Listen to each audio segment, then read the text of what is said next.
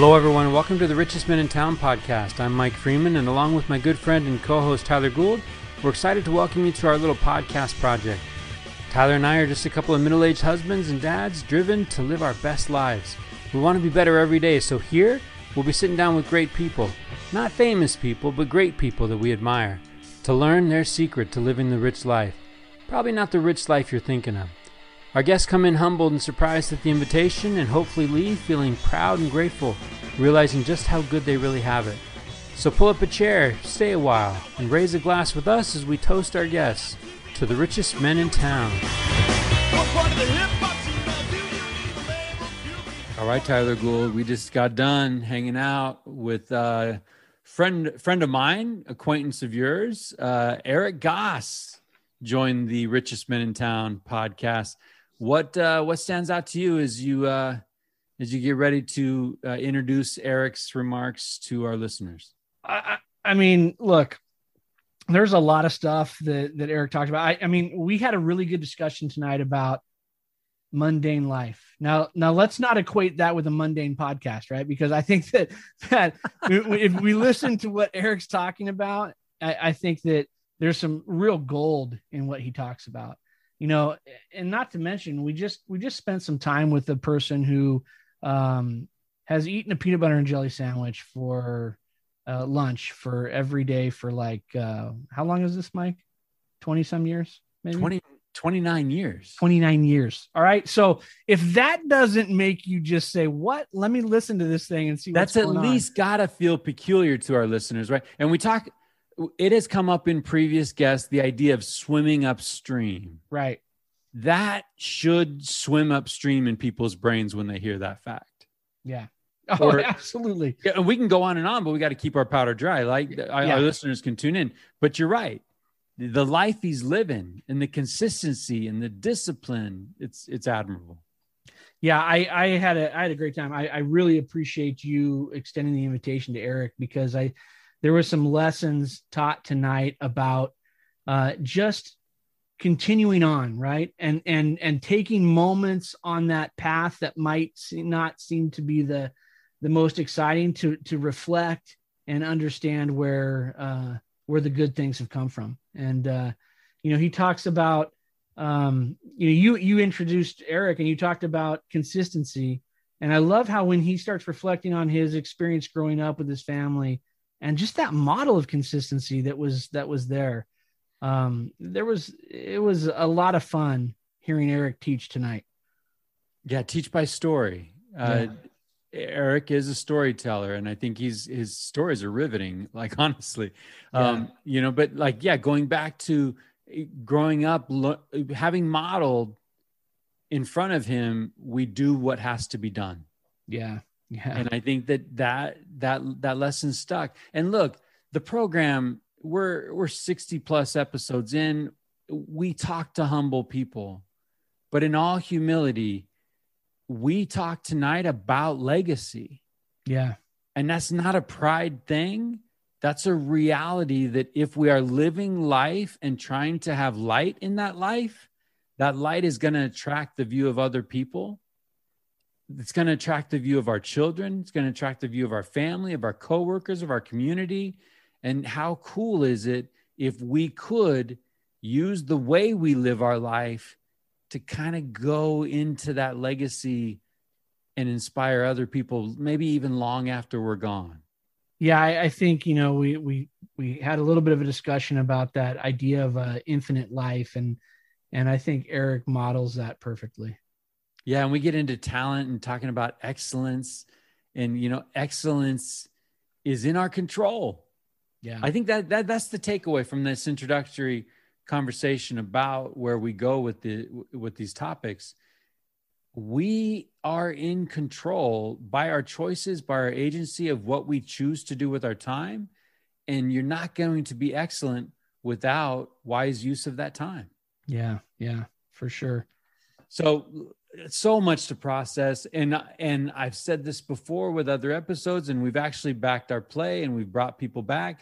Erick Goss is coming back. There's some depth there. We spent 2 hours, blink of an eye, and there's some things that he's got still still in his bag. And so we'd love to bring him back. But to Erick, thank you for showing up.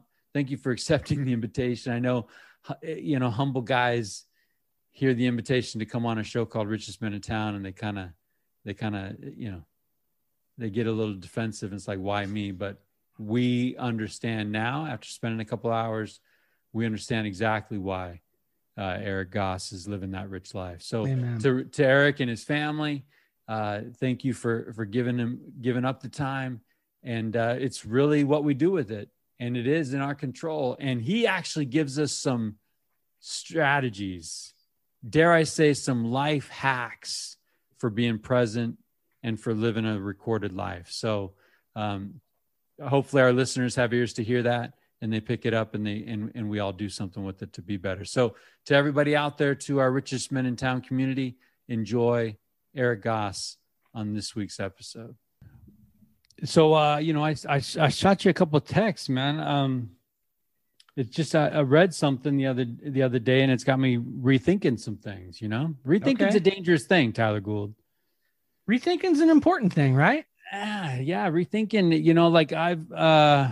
we are all in for the Olympics. We are huge fans of the Olympics. We do a little bit of housekeeping. We want to throw a shout out and congratulations, Sarah Hall, Richest Men in Town, former guest.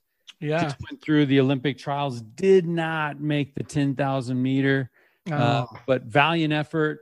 In Oregon, man, is like 107 degrees, and those ladies were out running. The last time I checked, there were some people that qualified for both the 5,000 and the 10,000, and everyone that qualified for the 10 would have to opt out of the 10 and just run the 5 in order for her to have a spot on the Olympic team. So, but she's going to use that, right? She's going to use that to catapult into her next marathon. So to Sarah, to the Hall family, we wish nothing but the best of luck down the road. And valiant effort. Freeman's were rooting her on, but came up short. So on that note, on the Olympic note, I shot you this text, and I don't know if I believe it, right? Okay. But we'll throw this out there. Daniel Chambliss has been observing some athletic excellence. Okay. Specifically with regards to swimmers. And he comes up with this crazy notion that talent is a myth. Okay. And that excellence is mundane. He actually coins the term mundanity. Mundanity. The mundanity of excellence. And that when you see excellence, people have a reaction to it, right? They see somebody that's excellent, and they may be justifying their own lack of excellence, and they'll say things like, man, I wish I was that talented. This author's point, and the research shows, it's not about talent. It's actually about the grind. Yeah. And it's not even about the grind. It's finding the grind that you love. When you talk about athletic excellence, he talked to these athletes, they don't drudge. Practice is not drudgery, right?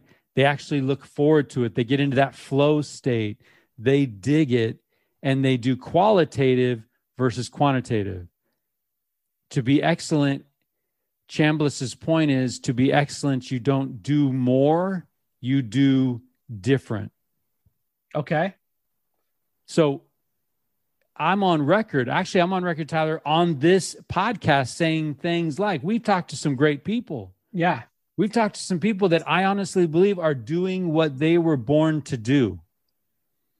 But Mr. Chambliss is kind of throwing some things out there, like maybe it's not necessarily born to do. Like, for example, our common friend, Gavin Spencer, right? Gavin Spencer is he's a brilliant music teacher. Right. When I watch him do his thing, I'm on record saying I'm watching Gavin Spencer do what he was born to do. But don't you think saying do what you're born to do is sort of just the phrase that we use to recognize someone who is put in the work? Because at the end of the day, I mean, I agree with what Chambliss is saying to a certain extent, right? I mean, we all have talents.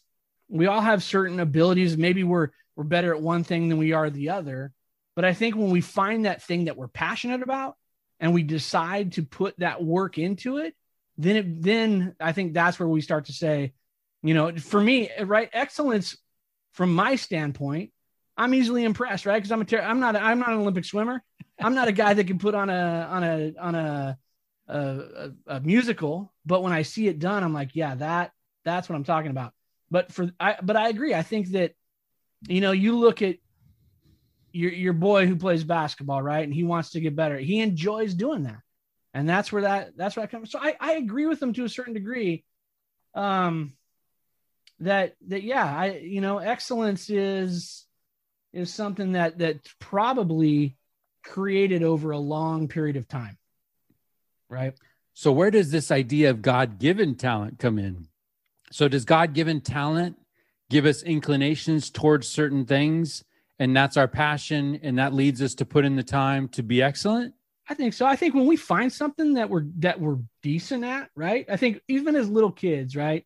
You think back to your kids or when you were a kid, you find that one thing that you're decent at, and you want to keep doing that thing. And eventually you become the kid that can hit the shots with his eyes closed or whatever, right? Because you've had that little bit of talent. I mean, and it's all different. You know, I know guys that I love that are great at doing certain things, but man, they couldn't dribble a ball if they had to save their lives, you know? So but according to Chambliss, if he's right, then the idea is if they did dedicate time to it, they could hone their skills and become excellent. Right. But I think Chambliss's point too is that the guys that do that love doing that. Right. And if I love drawing, animating, right, then that's what I'm going to be. I'm going to be able to sit down at my desk and just draw. But if I like going out and riding a skateboard and trying to do a trick, then that's where my excellence is going to be found. I think that. Okay. So I've never ollied a skateboard. How much time did it take you to learn to ollie a skateboard for the first time? I'm saying that right? Yeah. And I honestly don't know if I can really answer that because it's, you know, I was a little kid but yeah, I do remember wanting to do that and riding up towards the curbs and slamming into the curb and not getting up the curb and then sitting in the grass and trying to ollie while I was in the grass. And then, you know, trying to ollie over a crack in the sidewalk and then, you know, and just kind of building that. Yeah. I remember the process of that and wanting to, and then when you get to the point where you're doing that, that's when things become fun, right? You're trying some new things. And so I think, you know, is that a God-given talent? No, you know what I mean? But I think there was a passion there. Yeah. There's got to be the passion to push through, the passion to push through and persevere, right? Like he says this, just to quote him, there is no secret. There is only the doing of all those little things. So if we're looking at excellent people, that's funny because this podcast is about looking at excellent lives, right? Yeah. We're looking at people that we admire and it's like, man, what's their secret? Well, we're 60 episodes in and no one's delivering like secret sauce here. Yeah.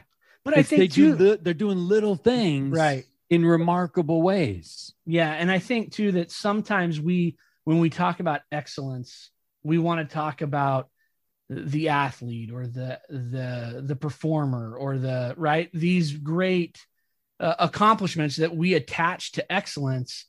And I would submit, Mike Freeman, that over 60 episodes, we've interviewed a lot of different people who would tell us we are not excellent at anything. And I don't know even why I'm on this show, but I think that's proven wrong, right? Because I think that how we define excellence, maybe that's where we're getting a little out of whack, right? Because we're saying it, hey, if you want to be the greatest swimmer, you go to the Olympics, you win the gold. That is excellence. But I don't know. I mean, it is, but so is the guy that gets up every Saturday morning and goes play catch with his son and takes him to the baseball game and talks to him about how to be the best version of that. To me, like that's excellence.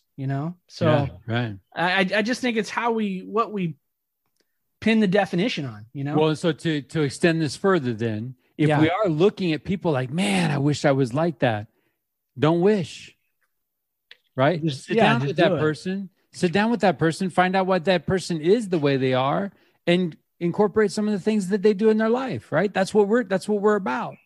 Well, and you know what, Mike, you sent me a video clip by Simon Sinek, and it was about the infinite life. And I thought that was interesting because it sort of was, as I listened to it, and then as I read what you sent me earlier, I just thought maybe those two things aren't totally congruent, right? Because Simon Sinek says we can pursue this great thing or whatever that metric is, but at the end of it, what becomes of that thing, right? And he talks about this idea of an infinite life, meaning that we have the opportunity to build others and help others and create others. And what lives on, the world record in the 100-meter dash, or Mike Freeman treating people like gold, and those people now treating other people like gold because Mike Freeman did that, right? Yeah. And when the people, right, that idea of living on, I love that thought, because when the influencers are asked, who influenced you, we want to be that guy. For right? Sure. We want to live that life that lives on. We want to live that, in the younger generations. But like, the idea is that we interact with people through that interaction. They're inspired to go out and live better lives. And then as that inspiration is happening, it's like, man, who made you who you are? This guy. And I think you and I have gone through this process a couple different times. I think we're always doing it to a certain degree. I mean, I know that, I've reached out to people that to me are the influencers of my life. And I've said, hey, I just wanted to tell you that the way you did this thing, that's how I'm doing this thing because of you. That's awesome. And right. And those people are always without, a variance. They're always surprised. Like, oh, are you serious? Like, I had no idea. And to me, like, that's powerful, right? The person that just does the right thing because that's what they are, and they're going to treat everybody and show everyone how to do the right thing. I love that, man. And not expect a thing in return, not expect a billboard. That's the infinite game, right? That's the infinite game. Right. We're not doing this for gain. We're doing this.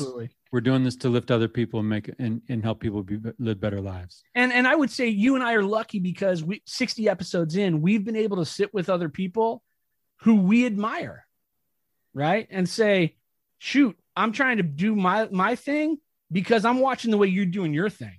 Yep. And I want to do that, And we are coming up on the second generation where we're now having former guests say, well, check this out. You should really talk to this guy because this guy influenced and inspired me. Yeah. Right. 100%. So now that wave of guests are coming and the game goes on, right? Yeah. The game goes on. So tonight I am jazzed about having a guy that I know really well. Really well. And I'll be honest with you, Tyler, not an exaggeration. Tonight, you might be meeting the best person I know. I love that. Right? Like, I don't mean to hype him up, but just salt of the earth, humble, living a rich life. We got him in the boat on the show, and I'm excited to let this guy in. So what do you say we just do this? Why not? Let's do it, man. I mean, hopefully is he hanging out in the waiting room? It looks like he is. So let's open the door. Yeah. And let the man in. And we'll get his idea on mundanity. Mundanity. Didn't even know that was a word, right?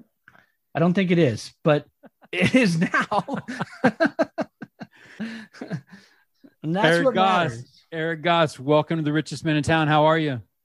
Hey guys, what's going on? Sorry to keep you waiting in the waiting room. We kind of, we had all kinds of fun. We had some Mike fun, and then we had some Mike and Tyler fun. See what I did there, Tyler? Yeah, I did.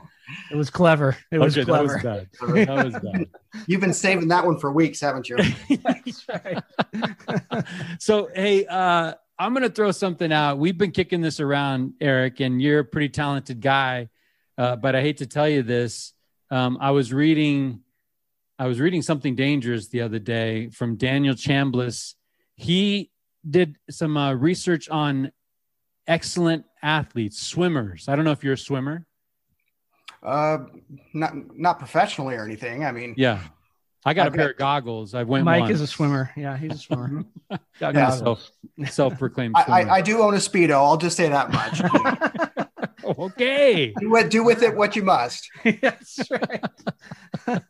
Okay. Where was I, Tyler? Where was I? You got thrown off by the Speedo, man. You were talking about excellence. Yes. So in his study of athletic excellence, he has a hot take. It goes something like, talent is a myth, and that excellence is mundane practice and grind over time. What do you think about Chambliss's take that talent is a myth, and then when you see excellence, you're actually seeing people that found something that they love, and they have spent a crazy amount of time getting better at that thing they're excellent at? I think that's a good question, and I'm not sure that I would say he's right or wrong with that, because I mean, we all know people that are just what we would call natural athletes, right? Someone that has never played ping pong, they pick up a racket, and they're all of a sudden the grand master. Or someone who's never played soccer, they've been playing basketball their whole life, and all of a sudden they're Pele or something like that. So I think. I think there's a little bit of truth to that, in that without question, there's the grind. Of course, there's the who is it, Gladwell or something like that, with the 10,000 hour rule. Mm-hmm. And I'm a big believer in that, without question. And then of course there's the the Bruce Lee quote about I don't fear the man that practices 10,000 kicks once. I fear the man that practices one kick 10,000 times, or however it goes. Right. Yep. Yeah. But I think that those quotes are exactly what Chambliss is talking about, right? Yeah, exactly. Those definitely do strengthen his point there. I guess what I'm saying is, me with my 5'9", 178 pound stature right now, I could practice all I want, but I'm still not going to be able to hit a curveball. You know what I'm saying? I get it. I'm as passionate about sports as probably anyone you guys know, right? In fact, when I was waiting for you guys to log in right now, I was just checking some scores and reading some headlines. So, I had a college roommate once upon a time. He knew more about basketball than anyone, and he was destined to be a high school basketball coach at some point. And boy, that he was just awful on the basketball court. He couldn't dribble to save his life. So I mean, he had the desire, he had the ambition, but man, he just didn't have the coordination. So I think Chambliss is onto something, but I think there's probably a little bit more to it than just that. So. And maybe it's a middle ground, right? I mean, talent is a myth seems to be a hot take, maybe even designed for me to take the bait and spit it out on a podcast and talk about it. Yeah. But I do think I think that there's some, you can make an argument for that, but I think it's somewhere in the middle of the road, right? Without a passion for something, none of that's going to get going. Right. I mean, I think, you've got to put in the time, you've got to have some passion towards it. But here's the other thing, Eric, we were talking about, I don't know if you're a fan of Simon Sinek. You know who Simon Sinek is. So never heard of it. So I guess not. Okay. So he's a motivational speaker, right? And he brought up this point about an infinite life, living an infinite life. And he said, there's a couple ways we can go about this. We don't have choices whether we play the game, right? We're born and we're in the game. That's it, right? And we can work and choose our metric and say, in this life, I'm going to collect as much money as possible, or as whatever that metric is that we decide. But he says an infinite life is someone who says, I'm going to try to influence as many people as possible by living the right way. And his point was that after you leave, after you pass on from this life, all that you accumulate, it does nothing, right? It doesn't go with you. But that influence that you've that you've pushed out into the world continues on, right? Those people that Mike has influenced, when Mike's long gone, there's going to be someone that says, I'm doing this thing because of my interaction with Mike or with Eric, or right. So the idea of an infinite life, what's your take on that? Oh, I agree completely. And, and I'm with you 100% on that. Who was that? That was Simon who? Sinek. Well, and ironically, Simon Sinek probably got paid six figures to have that speech. Right. So he's nailing them down on both ends. Yeah. That's a beautiful thing. Yeah. The cynic in me would agree with you on that one. Well played. Yeah. It's, and that's one thing that does kind of keep me up at night a little bit, about the idea of legacy. You go back and look at, say, your family tree or something like that, and you're like, who was my great grandpa again? What was his name? What did he do? You have to go back and read some notes. You're like, okay, he's my own flesh and blood. I never met him, but I know not a thing about him. So how long was it until his story was forgotten? Right. Yeah. Like who was it said, someone who was it? It might've been, was it a rapper that said, you have two deaths?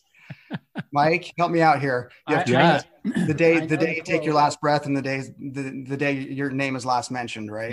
Yep. Who was that? It's a Jewish teaching tradition. Oh, it was not. It was like 50 Cent, wasn't it? You're making that up. We can find a website that says that Abraham Lincoln said it. It's going to be in the show notes one way or the other. Let's give it. And we'll make an argument for Ice Cube. All right, that's where we're going to go on now. No, but you think about that, and as far as a direct relationship, your legacy only lives as long as either the history books feel to mention you, or your posterity continues to say your name. But indirectly, your influence can go on for generations, right? Through some of the values that you instill in your children, who hopefully instill that in their children. Hopefully these are good values. Right. Because that can go both ways, right? I mean, oh, absolutely. So you could really set some people back with those same, if you're not pushing it in the right direction. It's all generational, for better or for worse, right? And you hope that your ledger, your balance sheet, shifts a little bit more to the black than the red, in the sense of those positive things that you leave behind with you. Okay, can I pause there though? Do you both feel any kind of pressure with that? With what Eric just talked, because I believe that's true, right? Do you feel in the moment? Do you feel pressure? Do you feel pressure of unborn, right? Like I love the idea of giving my posterity something to talk about. I mean, to me, that comes down to like, I want my life to be memorable. My kid, he just experienced Shawshank Redemption on cable, right, over the weekend. And the idea that I'm etching somewhere, Mike Freeman was here, right? Brooks was here. So was Red, the idea, but does that put unfair pressure on us? I think it does. And I think that's one of those things that could really keep you up at night if you thought about it too much, right? Because, think of all the billions of people that have walked this earth. How many of their names do we know? The thousands of a percent, Mm-hmm. So I think that could be fairly discouraging. That's something that could be troublesome and bothersome if you think too much about that. But I think, like, I don't know, for me, I maybe I should think about it more, because I don't think about it all that much, to be honest with you. But I do think about it in the context of my children, right? Because I do want to leave something with them that is of value, morally or in that vein, because to me, that's the impact of generations, right? So I look at my own kids, and I want them to see and understand why I live the way that I live and do the things that I do. And hopefully, like you said, Eric, the ledger at the end of the day is more positive than negative, but so I think about it in the context of my own family, but beyond that, I don't know. I don't think about it. Maybe I should think about it more, because honestly, well, let me throw this. I don't really care. Let me throw this out there too, because I will say that people are watching. People are watching. It's like we're Tyler, we're scouring the universe looking for guys like Erick that are living lives that we admire, right? People are, I think, hungry for those models, those examples. Right. I just had a guy come up to me. He's dating this girl, right? And they're kind of getting serious. We'll leave names out, but this girl's got a mentor that knows me, right? So this last weekend, the date was, okay, I want you to meet this mentor guy. He means a lot to me. He's like a father figure, and I want you to have dinner. So my friend sits down with this guy and this girl that he's dating, and this guy says, first question, deal breaker question, does Mike Freeman trust you? Like, and he's like, Mike Freeman, does Mike Freeman trust me? Yeah, Mike Freeman trusts me. He's like, cool, we're good. Mike Freeman trusts you. I trust you with this girl. Like, what? Right? Like, that to me was like, oh, hold up. Like, I'm just a guy. This guy's got me. I don't know what he's doing, but you know, the whole idea of this guy being trustworthy because Mike Freeman is his friend. Like, there's some pressure there. Yeah, I think, Mike, sometimes the idea of legacy is slippery, right? Because somehow we when we think legacy, we think it's got to be this, right? It's got to be this big thing that people are going to recognize for years and generations to come. I was just speaking in a fireside a few weeks ago, and we talked about building your network, right? And having people in your life that you can look at. I rattled off the name of 10 men in my life that have influenced me. Now, do they know that?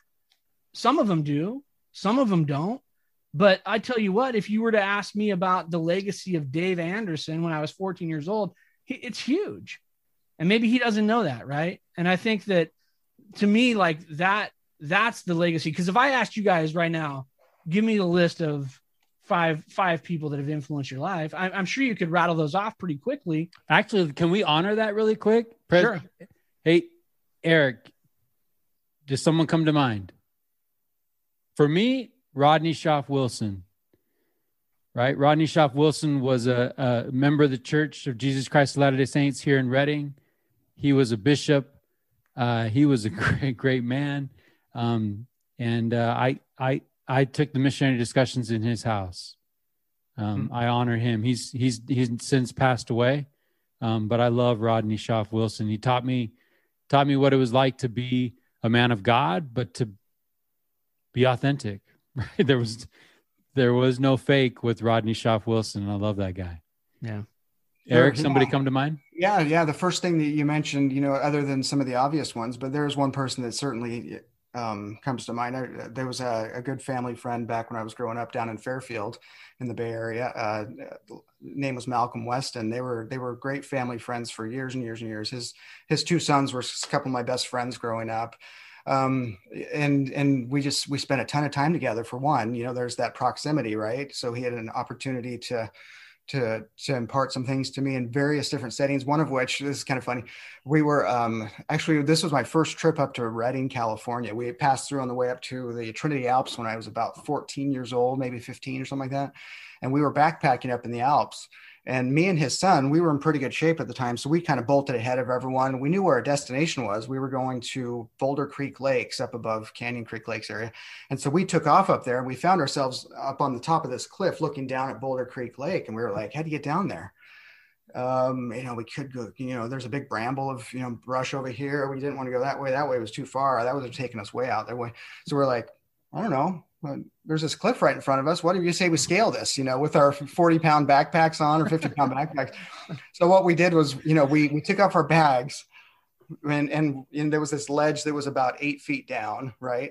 So we took off our bags, I grabbed on his hands and he kind of lowered me down, and I dropped the last, foot and a half to this ledge. He threw the bags down to me. Then I grabbed his feet and he lowered him down. And so here we are halfway down this ledge when, That's a great plan. That's a great plan. It was foolproof, right? Absolutely. And then, of course, after that 8-foot drop, there was a 12-foot drop, and we're like, "Oh my goodness, what have we done?" And so, right when we're trying to figure out how to get off that second ledge, the rest of the group catches up to us, and Malcolm comes and looks over the edge, and he's like, "What are you guys doing?"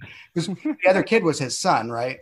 And so. And he was clearly very comfortable with me, because he says, "I cannot believe what you guys are doing. You guys have about as much sense as a penny." That was like 35 years ago, and I still remember it. But that wasn't the only thing. But that was just one thing that So clearly, you survived that with no harm or accident. Yeah, no harm, no foul. We made it to the Boulder Creek Lakes, but the thing that survived not only was my life, but also that his legacy of great one-liners. And he shared a couple other things with me that have stood with me for years. Like, I remember one time we were backpacking in the Grand Canyon. We actually had one of those rim to rim to rim hikes in the Grand Canyon. And one day, this was an adventure. One day we actually had church down the bottom of the canyon, and he gave his little sermon down there, in the bottom of the canyon. And he shared a scripture that meant a lot to him. And it was, he entitled it the 3 Little Pig Scripture. And I was like, "Wait, what? The 3 Little Pig Scripture?" And so he went on to expound on Helaman 5:12, right? Build your foundation on Christ. And when the devil comes with his winds, and, that scripture, that just hit home to me right there, because it made the scriptures, to a 14-year-old kid, it made him relatable. And I could read that verse and I think, okay, I know the story of the 3 little pigs.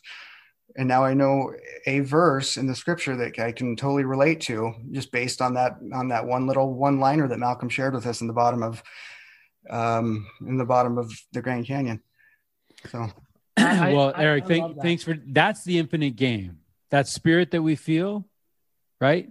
That's those people living on. But here's the thing, Mike. I think we got to take this a step further, right? Because there are people, right? If we could probably sit here all night and keep going over people that have had influence on some level.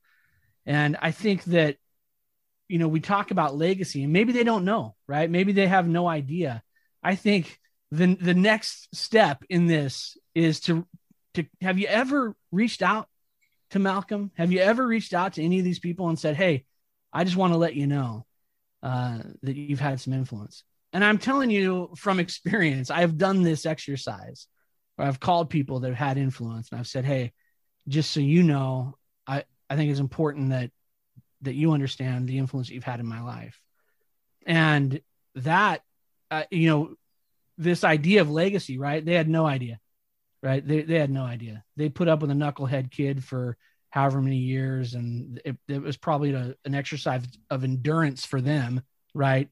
But for me, it was like transformative, these conversations that we were having over this period of time.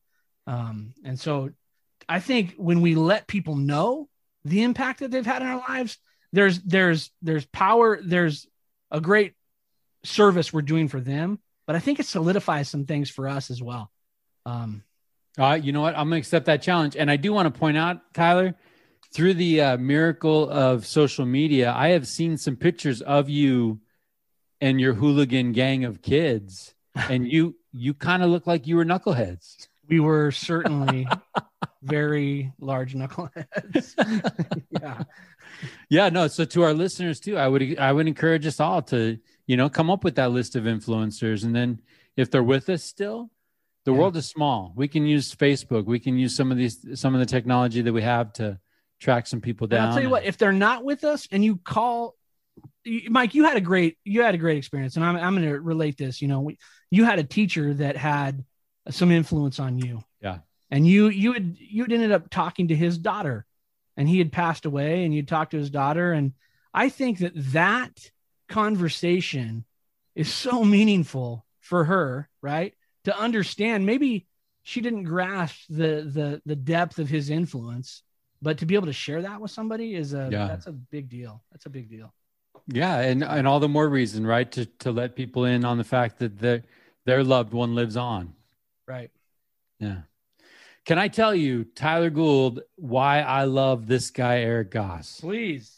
All right. So Eric and I have the opportunity to serve here together in the Reading area through church.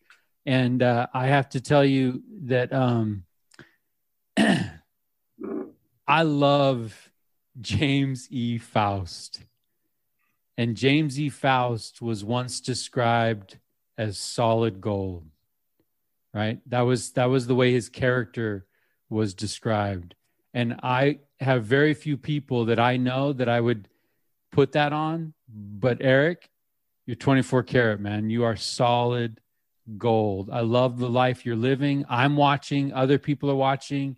And I'm so excited to have you on our podcast so that we can get some of these stories. You've lived a remarkable life. You are a storyteller. And I think that there's a power in stories that can teach things. And if you hear Eric standing up in front of people, he's going to teach through the power of stories. So I'm looking forward to spending some time and getting some of those stories out. Go ahead, Tyler. Yeah. We had an opportunity a couple of weeks ago to speak to some youth.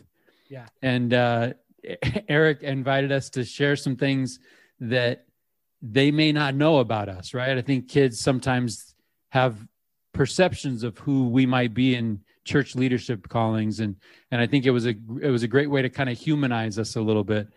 And Eric shared out his lunch routine. And I would love, Eric, could you walk Tyler through what you do for lunch? Well, first of all, Tyler, this was the David Letterman top 10 list, right? Right. David, he always finished his monologue with, top 10 things, whatever. This was top 10 things I bet you didn't know about so-and-so. So about me personally. Awesome. And of the 10 things, that's the one that stood out to you, really? It has, honestly, it ties into this idea of consistency and character. And it blows my mind what Eric is about to reveal. All right. So Tyler and whoever else is listening, since I finished high school, I've essentially been in college or working. I haven't really taken any time off since then. So I've packed a lunch nearly every single day since high school. And I graduated in 1992. So what's that? That's 29 years now, right? Times however many days a week or month or a year, however many times that is. Probably 99% of those days, I have had a peanut butter and jelly sandwich for lunch. Wow. And the other 0.1% it was a peanut butter and honey sandwich. So I did the math, and it's obscene, and it's embarrassing how many peanut butter and jelly sandwiches I've had in my life. But you want to talk about consistent character building, standing on a pile of peanut butter and jelly sandwiches every day for 29 years. That is impressive. It is really highly underwhelming, isn't it? I love that. I thought you were going to bring up, number 2 on my list, my golfing experience, or maybe, I don't know. Maybe we should just have your whole list. Give us number 2. Tyler, as a golfer, you're going to appreciate this one. Okay. Now this is an interesting one, because just this past weekend, I got together with some old high school friends that I haven't seen in like 20, 25 years. Right. Yeah. I haven't been great about keeping up with some of and these are like my good friends. Right. So I had to ask them, the first thing when we got together for a barbecue on last Saturday night was, okay, guys, I need you, without any prompting, to recount the details of this experience. And sure enough, I wanted to make sure I wasn't making this up here. How sometimes your mind plays with you, and you're right. thinking, did that really happen? Okay. So anyways, back in 1991, we were out golfing one day. This is down in Vacaville at Green Tree Golf Course. And I was a fairly new golfer, and this is one of my first water holes I was hitting over. Right. it was okay. Just stay left. Fairway kind of curves around the pond, and you're fine. So, anyways, I was a little nervous about that, so I took a whack at it. I had probably a 4-iron, because I wanted to make sure I clear this thing. So I just ripped the ball. I just took a huge swing, and I made some pretty good contact with the blade of my club, right? So this thing just went flying, 150 miles an hour off my club head or whatever it was. And it proceeded to go about 90 yards, and then it took a right turn as soon as it crossed the lake. And it took a right turn toward a group of about 10 elderly folks, we'll just say. And if I had their names, I would tell you, because most likely none of them are alive at this point, because this was, again, 30 plus years ago. And we were just a couple of kids. There were 4 of us there. So anyways, of course, what do we do when the ball starts heading their direction? We yell out 4. And when you're on the golf course, what do you do when someone yells 4, right? You turn and look to see where they're, going. Oh no. So all 10 of these people turn and looked right at us. And the ball takes 1 bounce, and the sweet little old lady, that had turned to look at us, the ball came and took 1 bounce, and it hit her right between the eyes. Oh my goodness. And she drops just like a rock. And we thought, oh my goodness, I've just killed a woman. I'm going to be serving hard time. You guys are going to have to send me some money from my account at prison because I just killed a woman, So we just went sprinting over there. We're 17 years old. We just went sprinting over there as fast as we could. The guys, some of the older guys, they're just yelling at us, "What are you punks doing?" We're like, "Hey, sorry, we yelled 4." We got over there, and we see her, she's moving around. So we know she's alive, right? And she kind of shakes herself off and stands up. And she's like, "What just happened?" And apparently what had happened, long story short, the ball had hit right on the bridge of her sunglasses, and it bounced off. It didn't even scratch the lens of her sunglass. It hit my gosh. Right there. Yeah. It was unbelievably lucky. I mean, that was just, and so of course I grabbed my ball, said, "Thank you very much. Have a nice day." ran before the concussion set in. That's a great story. And look, I love the peanut butter and jelly story, but the golf story is it's impressive, man. I mean, come on. And let's be honest, like if we knew the brand of those sunglasses, for crying out loud, like there's a commercial, there's an endorsement, right? There's an endorsement there. I'm serious. I should have asked what brand they were, right? Are they Ray-Bans? Are they Bausch & Lomb? What are they? I got to give me a pair. 30 years ago, it's probably was it Varney? Probably Varney. Varney. Could have been Varney, man. They're Varney. Yeah. Hey, have you guys ever been hit by a golf ball? No, I have not, but I will tell you that I was golfing in a group, people I didn't know, and one was an elderly gentleman, and an errant shot came over while we were in the tee box and hit him in the calf, square in the calf, and I've never seen someone go down so fast. Like he was on the ground, sprawled out, man. It was impressive. Oh, I can beat that one. Martin Luther King Day, 1993, senior year. It's no school, raining. So Oak Creek Golf Course was closed. Me and some knuckleheads, we go play that course for free because it's closed. And I'm walking along a creek.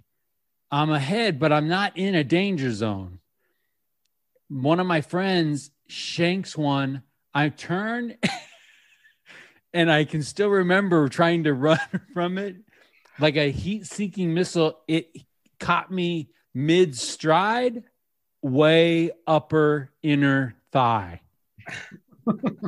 Drops me like a deer. Yeah, there were dimples in the bruise, brethren. That's a very sensitive spot. I can yes. Yeah, I agree. Yeah, so I'm empathizing with that. I'm empathizing with that woman that you nearly killed, Eric. That's incredible. That's an incredible story. It really is an incredible story. You should probably put that in like the tender mercy category, right? Because you were delivered. Yep. She was delivered. So, anyways, you can get a little flavor there, Tyler. Go a little peanut butter and jelly flavor of Erick Goss and the consistent way that he's living his life, and And I appreciate his friendship.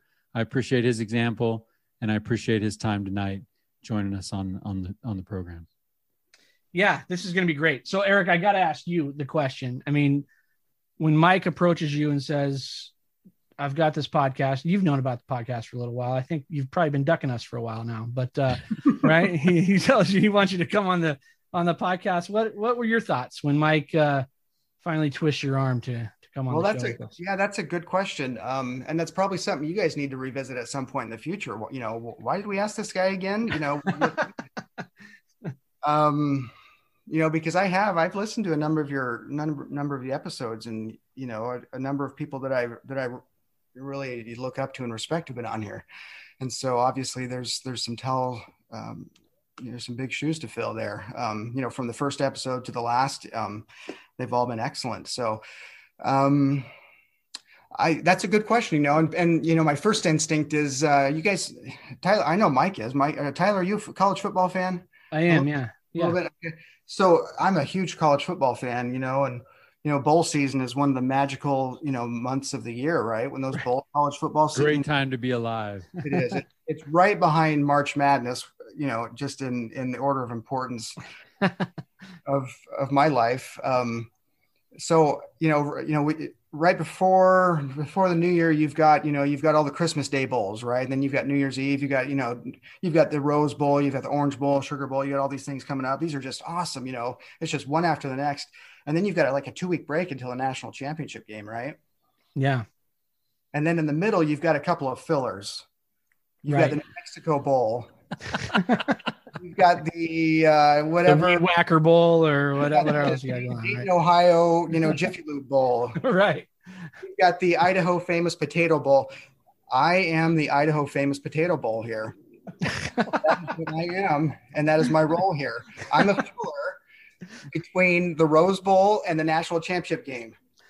Well, Eric, that may very well be the case, but every one of those bowls serves a purpose, and we're grateful to have the Idaho Famous Potato Bowl here with us. Some of those end up being some of the best games. Absolutely, that's true. Absolutely. That's true.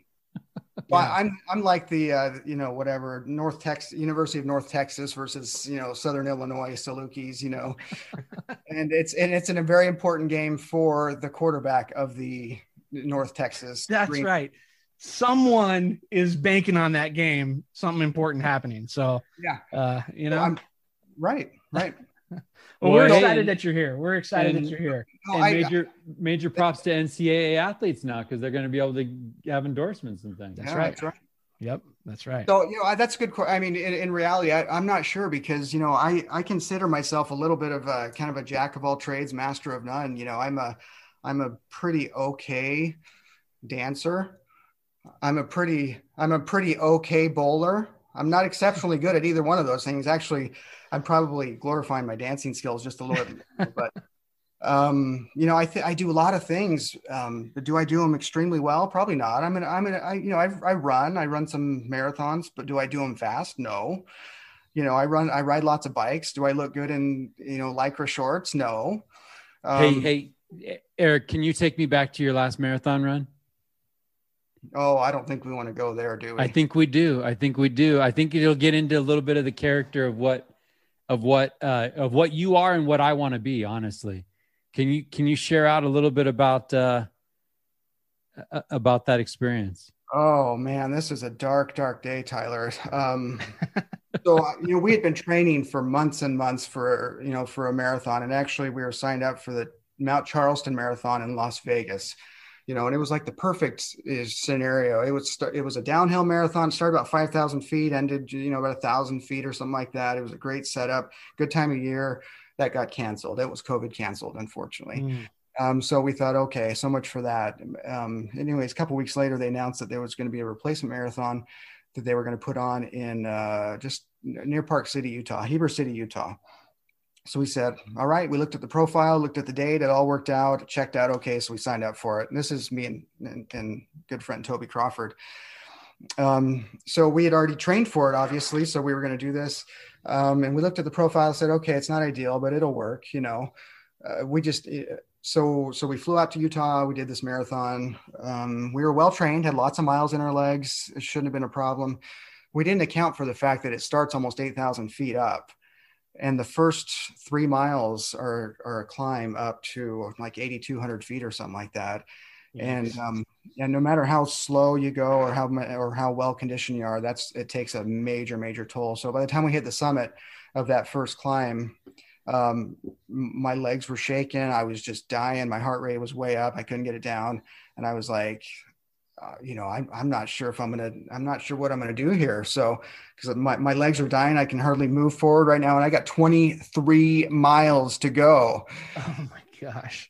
And, so, I mean, there really was never any doubt whether I was going to finish or not, but at that point, I had all these goals. I had my stretch goal and my realistic goal and my safety goal. Right.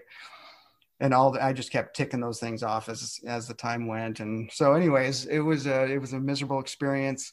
And the whole time I was just thinking my legs are dying. I had they're just made of lead, it was windy. It got hot toward the end. And anyways, 4 hours later, I finally finished the 4 hour and change, whatever it was, finally finished the race. And it was just it was a surreal experience to go through that much suffering. Well, so much preparation into it. Yeah. Here's my question to you. I mean, marathon, I don't get it, but yeah, I mean, I appreciate those that do it. But my question to you is, you said there was never any doubt that I was going to finish this thing. Right. Where does that come from? What's the thought process there where you say, my heart rate's up, my legs are lead, but I'm going to finish. I got 23 miles to go, so I'm going to finish. Yeah. I mean, I knew I was trained, I was prepared for it, but I was just having a miserable day. Right. Regardless of how slow I was going to go, I was going to finish, and I wasn't going to let the thing beat me. I was going to finish. I was going to finish what I started, but, I was, the only disappointment wasn't, and that's really an unrealistic expectation, because it's really a marathon's only a race for about 3 or 4 people. For the rest of us, it's just an endurance event. And, I shouldn't have had any, unrealistic expectation of winning the darn thing. And I wasn't. I had that didn't even cross my mind. But, you do it, to do it as strong as you can and as fast as you can. And, once those 2 goals came out, I got to finish this thing for me, Yeah. Really, it was about the money I put up. I put up $110 for it, and I wasn't going to lose that. You're not walking away. I get that. I respect that. I was going to get the fig Newtons and the chocolate milk at the finish, no matter what. And it wouldn't have if I didn't finish. But I would just want to highlight how exceptional that is, because the way you tell it, it sounds like ho hum. Everybody would do that. I can tell you right now, not everybody. No, I would have taken an Uber to the Fig Newtons. You know what I mean? Yeah. And I would have justified my way all the way to the Uber, all the way to the Fig Newton station. Say, give me my Fig Newton. You guys didn't tell me it was 8,000 elevation, right? Like, I'm tired. I'm done. Give me my medal. I'm out of here, right? Or whatever. But like, I think that highlights a character trait that is rare these days. And I think of Gary Miller again, finishers wanted, right? Like, make promises to ourselves and keep promises with ourselves. And I think that's kind of a definition of integrity, and it's not common. Well, and I think too, like, we had this discussion in the beginning about excellence. And I think that, the definition, again, we want to attach these great achievements to excellence. And I think, to use the Chambliss's word about, what does he say? Mundanity. I kind of feel like we don't appreciate those things, like we're finishing, being a finisher, right? Sticking to things. To me, like that's excellence, right? And we undersell that, because there's not you didn't finish first in a marathon, like you said. There's 4 people that are really shooting for that, maybe. But I think to be able to find yourself in a spot where you feel like things are not going to work out like you want them to, and yet you still grind through it, to me, that's a powerful thing. I respect that 100%. I mean, I feel like if more of us were like that and had that ability to kind of grind, regardless of what it is. Yeah, I mean, doing hard things is important, obviously, for me, and the finishing was for me, but also, the other purpose of the visit, to do this marathon is my middle daughter, or my middle child, who's our oldest daughter. She was getting ready to start school at BYU in the next couple months here. And so she wanted to go check out the campus. And, I think it's important for my kids to be able to see us doing these things, the good, the bad, and the ugly. Yeah. They need to be able to see, the importance of sticking with something that's really, really hard. College, it's not easy, right? Yeah. College, it's a hard thing. And, just be able to set the example that doing hard things, it's rewarding, it's possible.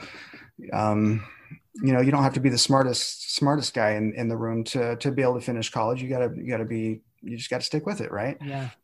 Well, I think sticking with it is something that, and we get the benefit of having some time with you, so we can kind of go back and explore a little bit of maybe where these roots came from of doing hard things, right? Or these character traits. But you joke about the peanut butter and jelly sandwiches, but to me, that's just another case in point that Erick Goss is disciplined and does what he needs to do day in and day out. I'm sure somewhere in there you wanted some ribs or some wings or go to Red Robin, or like the night before or the morning of, you just didn't want to make lunch. It does have me questioning my own ability to do anything well, because sometimes at lunch I want a burrito, you know what I mean? And I'll go get one. And so now that I know that I have a burrito every once in a while and not just one thing, I feel like I got nothing, man. I got nothing. Right. I dig the idea of just, here's the program. Hey, run the program, right? This is what we do. And I struggle with it, right? I'm always trying to tweak the program because I didn't like that. I want to change it, right? But find something that works. Hey, I don't know if you knew this, Tyler, but you're working on your foreign language skills. Eric and I have the opportunity to serve, and we recently opened up a branch for Spanish-speaking members here in the Reading area to be of better service and to be helpful and to be more of kind of an instrument in God's hand in doing this work. Eric took it upon himself to study Spanish, right? Eric, you served in Toronto, served a mission in Toronto, didn't have the fortune of learning Spanish that came with possible missionary service. So you jump on Duolingo. What's your streak right now? Current streak as of today, 614 days. I love it. Check just to make sure. Yeah. Are you getting the picture that we're trying to paint here? Like, this guy is a machine. Yeah. I'm sure there were days in there where you may be getting 11 o'clock at night and you hadn't done it yet, or you're trying to squeeze it, or maybe not, but that's just remarkable that you're doing that. And for the reason why, I just think that's Erick Goss. And you hear enough of these stories and it's like, okay, let's figure out who this guy is. Yeah. And it's something that I enjoy. You knew my motivation for doing this in the first place. It was just to be able to reach out and to be able to connect with some people that, that were Hispanic and, Spanish as their primary language. So I'm still not there yet, obviously, the written stuff and, the Duolingos, it's fun, but, I have a long way to go. It's not the same as, learning a language at 47 is not the same as learning a language at 19, that the mind isn't nearly as elastic as it used to be. So, well, I will tell you this. Tell you how many times I've studied the Yegar. What the heck does Yegar mean? I've looked at this 50 times, 100 times. What is Yegar? I can't remember. Well, Eric, I will tell you this. I've seen some pretty great things in my church service and my experiences, but the Sunday we started that branch, we all were asked to speak. And for most people, public speaking is fear number one, right? Right above spiders is speaking in front of public. Eric stood up and spoke in Spanish to the members, to the hermanos y hermanas of that branch. When you did that, you had their hearts. right? You had them, and it was rough, and it was twangy, and it was things, right? But the idea that you took those thoughts, you did the work and put them into their language, and then you stood up there vulnerable and shared that out. It was one of the most remarkable things I've seen, and that's not hyperbole. And I love you for the way that you serve people, and I love you for doing that. That's a vulnerable thing. Yeah, it was, and it was one of the toughest things I've done. I would have rather have spoken in front of 2,000 people in English than 45 people in Spanish. Honestly, it was tough. It gave me a migraine headache for like 3 days afterwards, just because of the stress of trying to pull that off. Yeah, that was remarkable. Yeah, and the number of times I practiced the word, sukuror. I still can't say it. It's been 614 days since then. Or correr, right? Correr. Yeah, correr.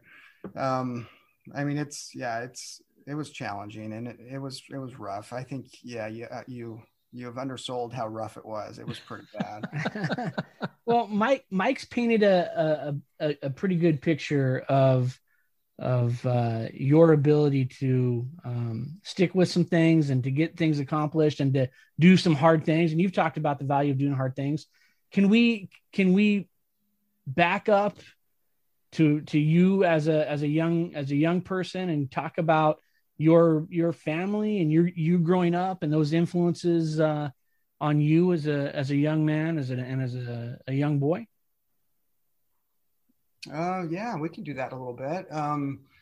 I was raised family of 5 kids. I was the second of 5 kids, older sister and 3 younger siblings. I was actually born in Kansas, so I'm a Midwest boy, in my core, but I was raised in Fairfield, California, which is down just on the outskirts of the Bay Area. So this is, country meets hip hop, right? So that's where I spent most of my formative years, growing up in that town down there, and it was a good place to be raised. I didn't, you grow where you're planted, right? And I had a good experience growing up. My family was we weren't perfect, obviously, but we were good. We were close. We all got along fairly well. And my parents were good. They were great examples to us. They worked hard. They worked incredibly hard, actually. They were self-employed, the whole time growing up. And that's one of the lessons that I learned was I don't want to be self-employed, because from that experience, and here I am, I've owned my own business for 19 years, right? They were in residential care homes, and this kind of speaks to my parents, their values and their work ethic is, as the owner, everything kind of trickles up to them. So I can't tell you how many times there were that one of the employees at the care homes, became quote unquote sick on Christmas morning. So my mom, being the nurse, she had to go and work at the care home while the rest of us kids, we were waiting patiently, to open presents at 11:30 or 12 on Christmas morning, or how many times we actually had to walk out of a movie theater at, 10 minutes before the movie ended because so-and-so was off, their shift ended at 9 o'clock and the movie went longer than expected. So at the time it was that's like the worst thing ever, right? You don't get to watch the final scene of Empire Strikes Back, but you learn some things by doing those things. You learn, you do what has to get done. And they're a good example of a lot of things, a lot of really positive things. For instance, like, my parents, being that, they were basically business partners for all those years. Here's something remarkable. You want to talk about Duolingo streaks? My parents have this other streak. I'm pretty sure that they have not spent a night apart in 2 months shy of 50 years. Wow. Isn't that crazy? That is crazy. So their 50-year anniversary is in September of this year. And I don't think that they have ever slept in separate accommodations in all 50. Wow. That I think my wife is like asking me to take trips sometimes, like Right. we need to go away for a few days and then come back. Right. Yeah. We'll reassess. Is it time for a work trip, Tyler? Yeah. And my wife she's in the middle of a 2.5 week, or maybe longer, depending on how things go, in Wyoming and South Dakota right now. So I mean, it just blows my mind that, they have that, they're just together. Yeah. And, they don't get sick of each other. Wow. Love it. And it kind of reminds me, I was on my mission in Toronto, right? Anyone that's lived in or had any association with Canada has seen the movie Strange Brew. Absolutely. Bob and Doug, I think it was, the two brothers. And toward the end of the show, they have to go separate because they got to save the world, right? So they have to separate, and they were like, they don't want to let go. And the other guy's like, you mean to tell me that 32 years old and you guys have never not been in the same, right next to each other? They're like, oh yeah. They 32 years since they were born, that's like my parents, 50 years and 2 months. They have never been away from each other. That is impressive. Wow. And they still, they enjoy each other's company too, for the good, the bad, and the ugly. They're okay with that. So I love that. That is awesome. Yeah. Bob and Doug McKenzie. Bob and Doug McKenzie. Yes, Yeah. exactly. So that's kind of, that's a little bit about, my parents. And so we were raised, actually the care home that they owned was right next door to our house. So, and this kind of actually is, I guess now that you mention it, this is kind of a formative, exercise to think about these things, because it was right next door to our house. So during the summer vacation, we spent plenty of time playing and such, but we all worked at the care home. Like I was the bingo caller on Tuesday morning, 10 o'clock. I was over there calling bingo for about 15 or 20 of the residents, most of which had Alzheimer's disease. So there's a lot of reminding going on. Or I would play kickball with them with balloons in the living room. That was my job. My siblings were the laundry people over at the care home. So we were always exposed to, a lot of elderly people. And honestly, that's probably one of the reasons why, for one, I went into healthcare for myself, why I'm a healthcare, person, because I was always exposed to that. And two, also why I was never uncomfortable talking to people, especially, some older folks. Yeah. From the time I was, 10, 12 years old, I was very comfortable talking to, what we call the residents. And, not everyone is, comfortable talking to some older folks, but that's never been a challenge for me just because I've never known any different. So I'm very comfortable talking to people of all ages in that regard. And, a lot of that has to do with the way I spent my summer vacation calling, B6 and, I-24, Did you make them prove it? Well, some of those people were just awesome. I just love them, and we still have some inside family. Actually, my grandpa got to live there when he was in the depths of dementia. On my maternal side, he was severely demented at the time. And he lived at the house for like the last year or two before he passed away, and he didn't recognize anyone. But and he was oftentimes, it kind of magnifies, your personality trait before. He was a gentle soul. And when he became, ill, he just became ultra gentle, and he was just a sweetheart, and everyone loved him, just a kind, gentle man. And, but he was just funny. I remember one time they were getting him ready for, getting him dressed or something like that in the morning. And he starts screaming, and we're like, what's going on with Grandpa? And the lady that was helping him, she was like, Burns, what's going on? You're scaring me. And he's, and he kind of looks at her, startled, one of those, pull off the glasses. I scared myself, That's old Grandpa. So that's what we, that's kind of thing. You're scaring me, J-Man. I scared myself. What did faith look like growing up, Eric? We've always been Latter-day Saint in the family. And, my parents were fairly, they were always very involved in the faith. We did all the things that we were that we were asked to. And I think, that's a large part of, my dad is, he's very, what's the word? Obedient. Is that the right word? He did the right things, and I think for the right reasons for the most part. And so we did the things it was never a question of, we're going to church when we're kids. This is an important thing for us as a family. We want to try to instill these values. So we're going to church, we're doing family home evening, even if it was looking at old mission slides, on the slide projector for the 27th time, and so some of those, those things happened. And I would probably, again, memories may be fading, but I'm not sure that there was a ton of like real deep spiritual conversations that happened, around the dinner table.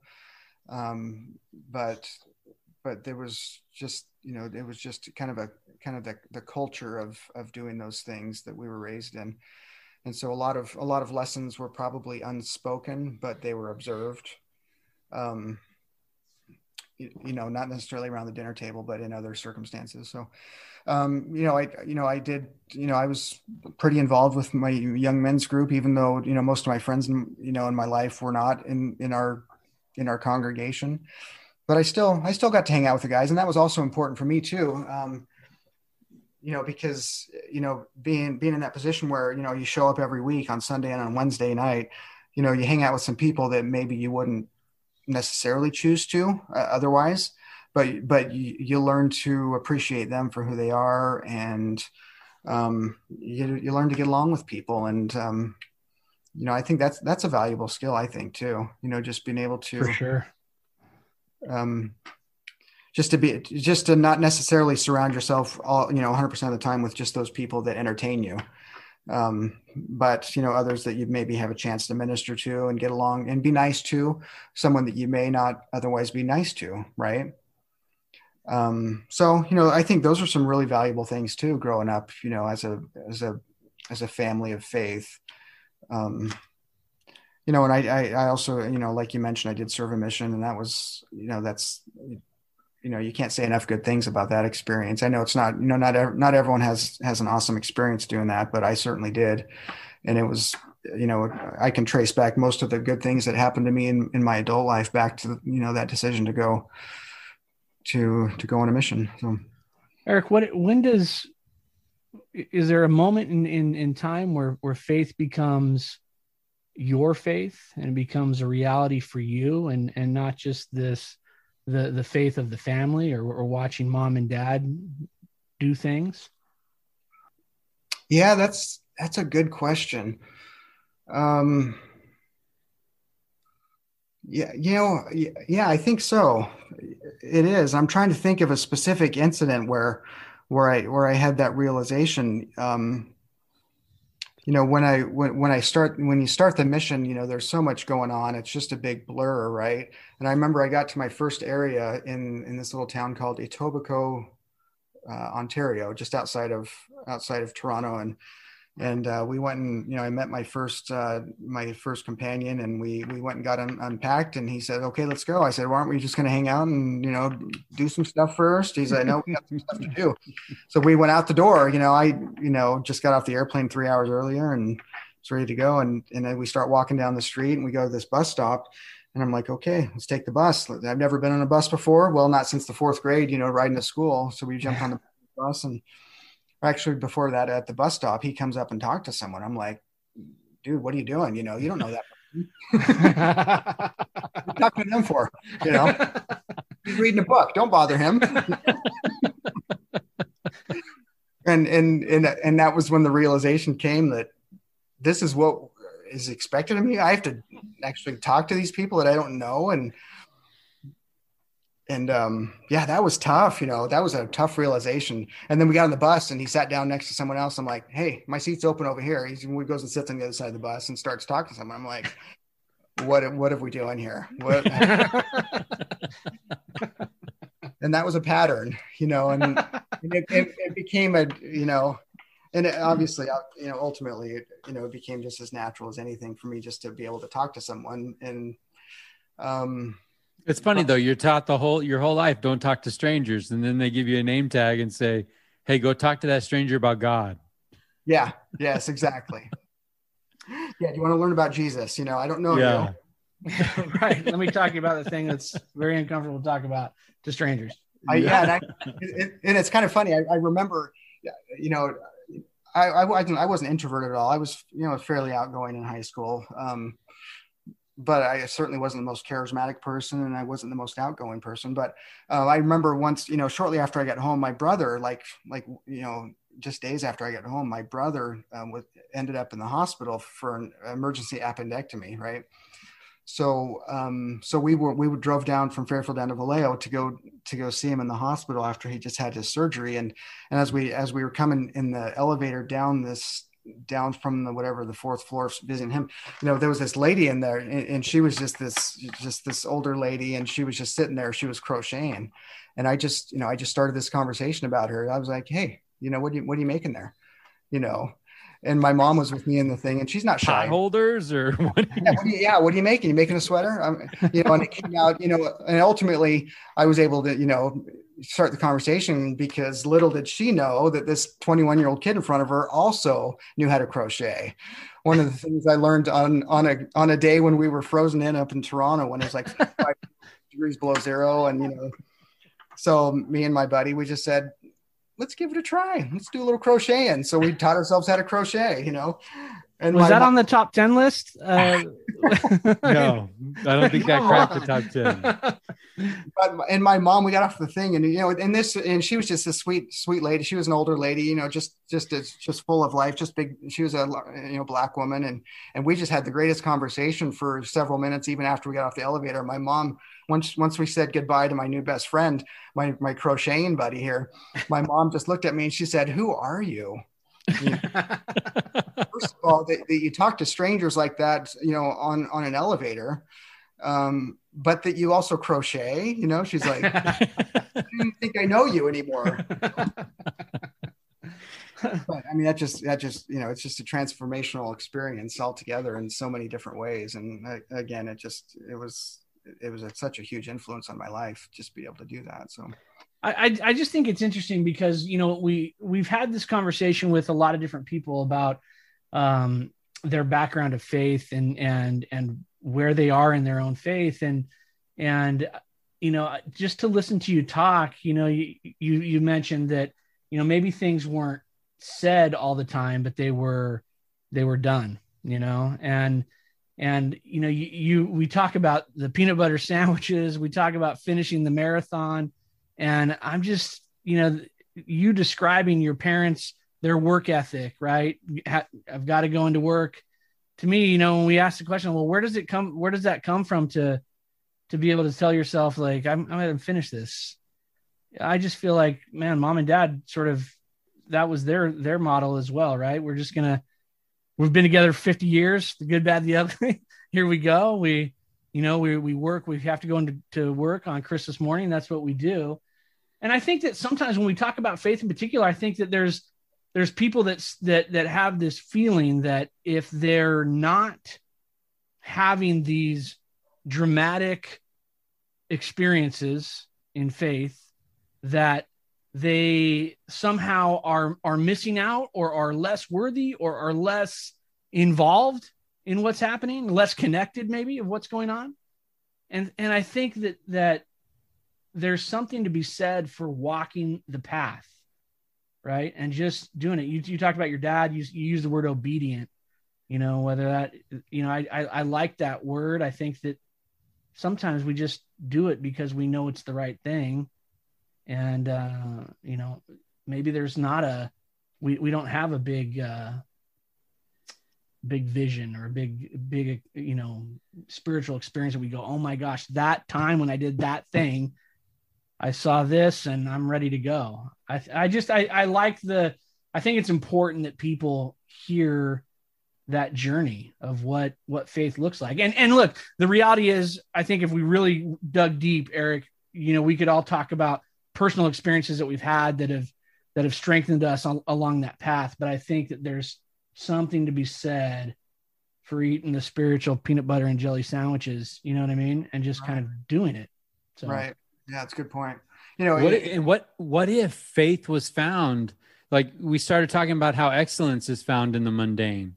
What if faith is found in the mundane? 100%. What if love is found in the mundane? 50 years together, never a night apart, right? Like that's a whole lot of That's a whole lot of Mike Freeman for Kelly Freeman is what he's trying to say. That's a whole lot of something, right? But what if in the middle of this mundane is just a beautiful life?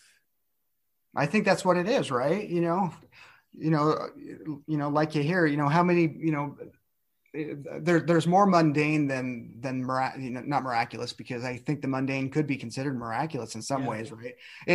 What greater miracle than to have two people that have never been apart for 50 years, and love each other. That's amazing. And love each other in spite of or because of, right. That time spent together, right? I guess you could call that miraculous, but most of us, we're just a culmination of a series of events or series of decisions that have led us to where we are. It's, not many of us have these big, huge, visions. We don't have these big life-changing, aha moments. It's just a series of those small things that kind of steer us in whatever direction that we go in life. But we can love it. Right. 100%. By mundane, we're not talking about something that is drudgery that we despise and we hate. We can love that mundane day to day, right? If we are surrounding ourselves, if we have eyes to see, if we're doing those things, like I love what you do what has to get done, right? Mm-hmm. We did the things. And I think as we're doing those things, I think grace is going to be in that. And I think God's going to make that mundane feel a lot more alive than I think we're selling it out to be. Because hey, life and love and faith comes out of mundane. That isn't a sexy message. It just isn't, right?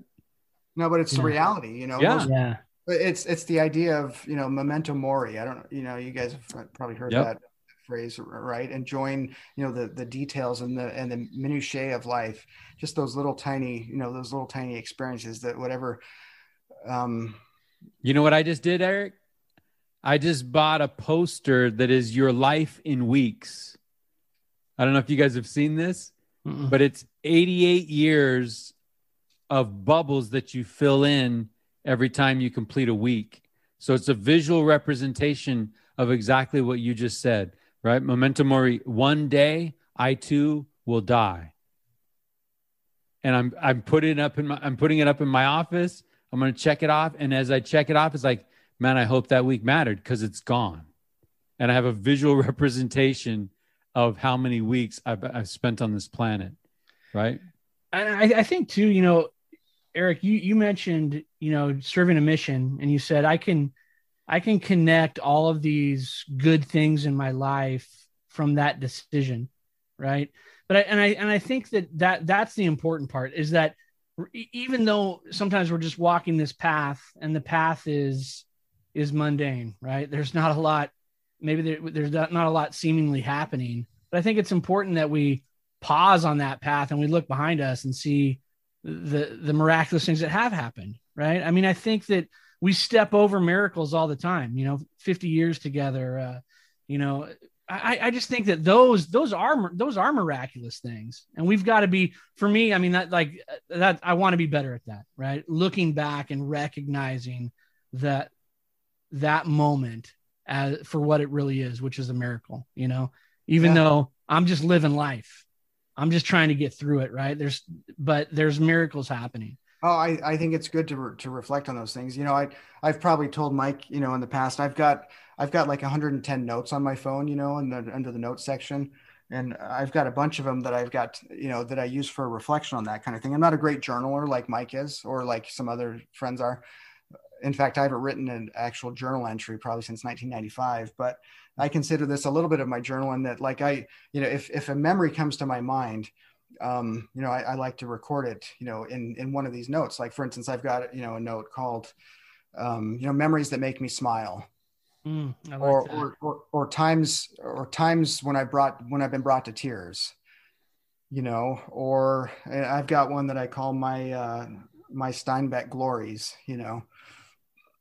and I've Stop to me. I love I that. love yeah, that. I've got like 10 of those things. Oh, this is my latest one. What are my watershed moments? Mike knows what, I mean by the watershed moments, Mm-hmm. but, I've got all those things and, and it's a great way to kind of ground me and help remind me that, some of those little things, like I'm backpacking into the mountains and I saw the greatest sunset I've ever seen in my life up there, just go back and look at that and consider that one of those, one of the high moments, that 5 minute period up in the Trinity Alps was one of the highlights of my life right there, when that sun was just perfect and just this amazing experience. And I can go back and reflect on it. And as soon all I have to do is I have to just look at that memory, written down on my Apple Note, and everything just comes flooding back, Yeah. Yeah, that's powerful. all the emotions, all the, the visual, the sense, the smells, everything. It just all comes back, and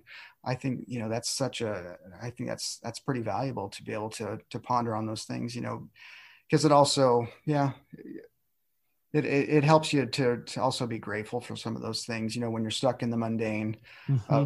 Because the reality is, most of us go to work 8 to 5 and, we go home. That's right. So I think it's important to remember some of those things, some of maybe some of the places you consider sacred, sacred ground, or whatever. Yeah.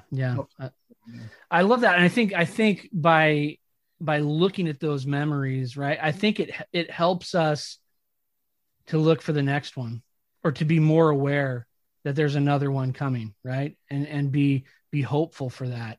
I love that principle. I need to. Well, I dig that too, because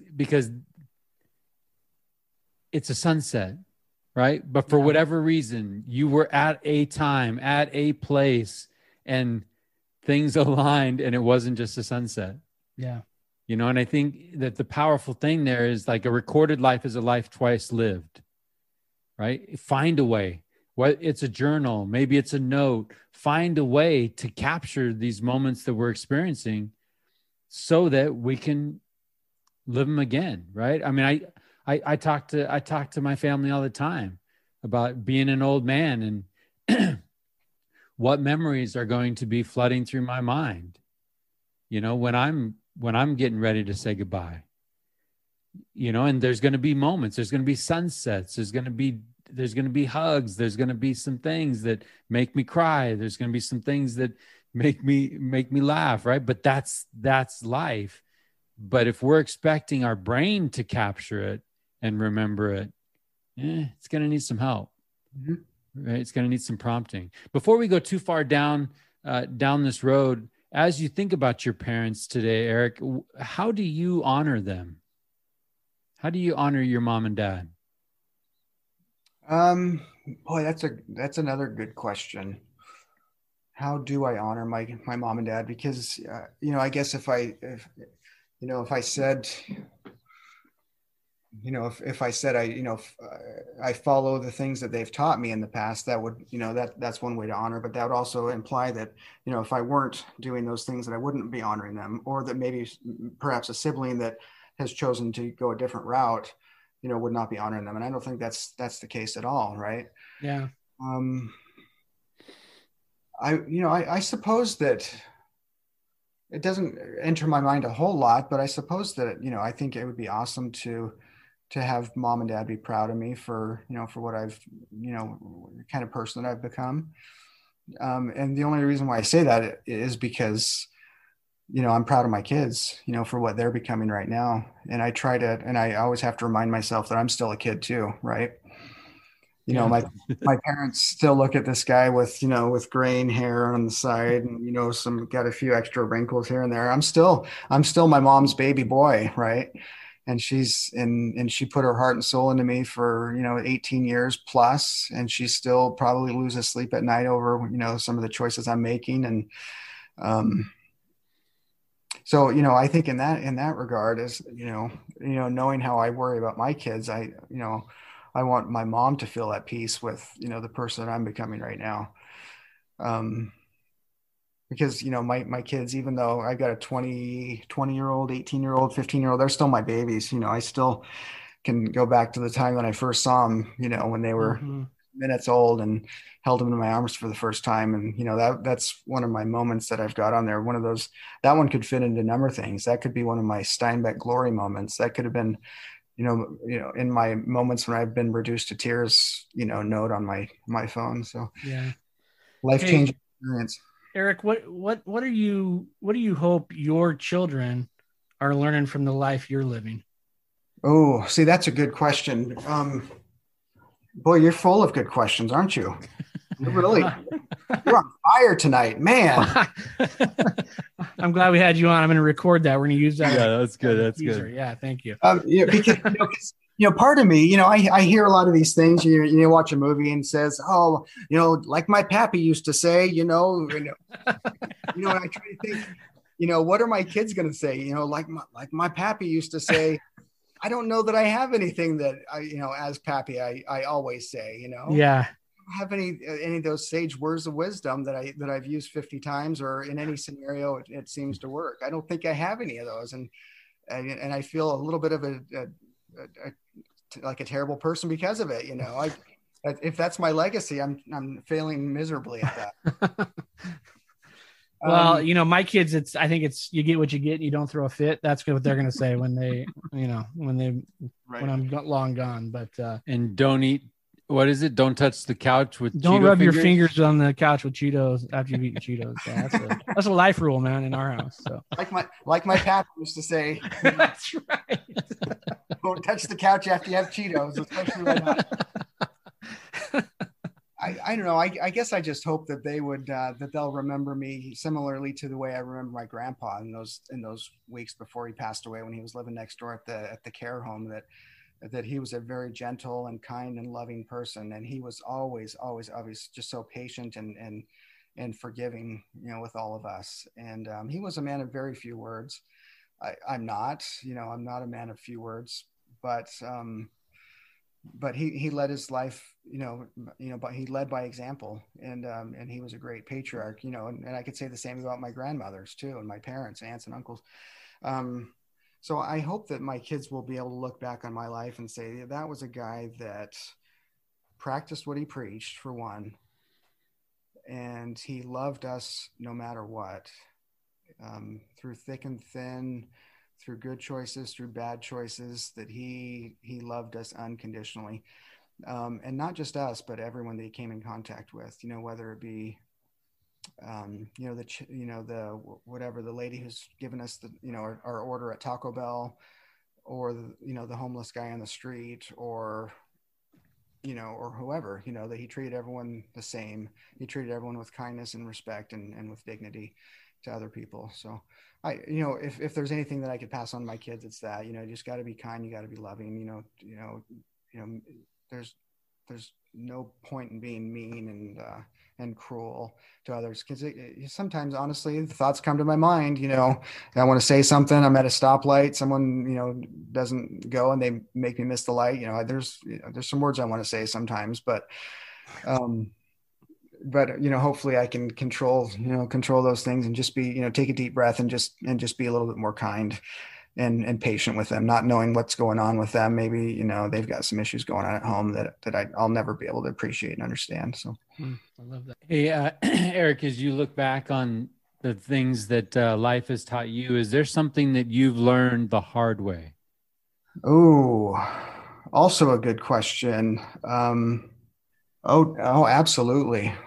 There's been some tough lessons that I've been exposed to. I think, I've made my share of mistakes, and, and I've learned from these. Hopefully I've learned from some of these mistakes. I'm like the Michael Jordan of mistakes, honestly, the quote of, Michael Jordan, I've missed 20,000 shots. I've been entrusted with, 26 game winning, attempts at the buzzer, which I've missed. I'm the Michael Jordan of mistakes. I've made all sorts of them. Some of the ones that I've learned the hard way, I think. Okay, so this one is total confessional time. I remember once when I was a young missionary, I was entrusted with helping to teach a new guy that had just come from the States up to Toronto to be a missionary. And this is one of those moments that still haunts me all these years later, honestly. He was really nervous. He was enthusiastic, but, and he was, I asked him if he would kind of take the lead in the discussion that we were having with his family, and that was a big deal for him, that he'd been entrusted with this thing. We went through this lesson, and it was by all recollections, it was a good lesson. There was, the Spirit was there. It was, people were edified and everything like that. And we were better off because of it, but it took about 3 times as long as we had planned. And, I was looking at my watch the whole time, and, I was looking at these next appointments that we were running late to, and it was just one of those things where I had some things going on in my mind, and we got out, and he was super excited about this thing because he had just, led his first discussion with somebody, and he was very excited about this. He says, "So how do you think it went?" And of all the things I could have said in that moment, I could have said, "Oh, you did a really good job. He felt so comfortable with you, and, you said some great things, and you taught really powerfully and everything like that." I said, "It went a little bit long, don't you think?" And I was like, after I said that, I was like, what did I just say? Because he was just crushed when I said that. And he was just brought to tears. And I was like, oh my goodness, what have I just done? Of everything I could have said, I said the one critical thing that didn't need to be said. And, a week from now, we wouldn't even remember if we were late for an appointment. 2 days from then, we probably wouldn't have even remembered that we were late for an appointment. But for some reason, that's the one thing that came into my mind, and that just haunts me ever since. And that was almost 30 years ago, 28 years ago that I said that. So what did I learn the hard way? Sometimes being brutally honest with people. Sometimes maybe it's best not, to be less honest, or maybe less brutal with your honesty, right? Because that was a brutally honest statement of mine, and I still regret it, and it's one of those things that keeps me awake at night. How many hundreds of other things I could have said in that moment that could have lifted him up and built him and reinforced some positive, behavior and things like that. But I said the one critical thing that came to my mind at the time. So, I'm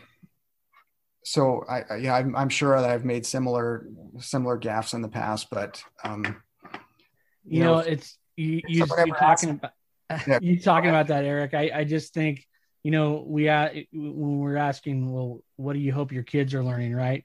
And you're talking about kindness and compassion and maybe being a little more measured in how you respond to things, right? The person at the light, and sometimes. We go through those experiences, right, where we say the wrong thing, and it rattles around in our brains, and it's sticking there for 28 years. But for 28 years, right, that's been a motivator to keep things, or to be a little more patient, a little more kind in our responses. And I appreciate you sharing that. So. Yeah, that it is. For me, it's kind of like the little scar on my forehead right up here, where I ran into the door when I was a kid, because I was running around the corner too quickly. It's still a scar that I can look in the mirror and say, that's a lesson I learned. You never run around a blind corner, not knowing what's around the other side, So I've thought about that, and I'm glad that I still remember that experience so vividly, honestly, that I still remember the pain that caused me, but more importantly, the pain that it caused him to hear me say those words. Because you're right, it has come to me a number of times where someone asked for feedback for something, hey, how'd you think that went? And there's so many things that I could say about it, but honestly, some of those criticisms, they just don't matter, and it's not even worth bringing up.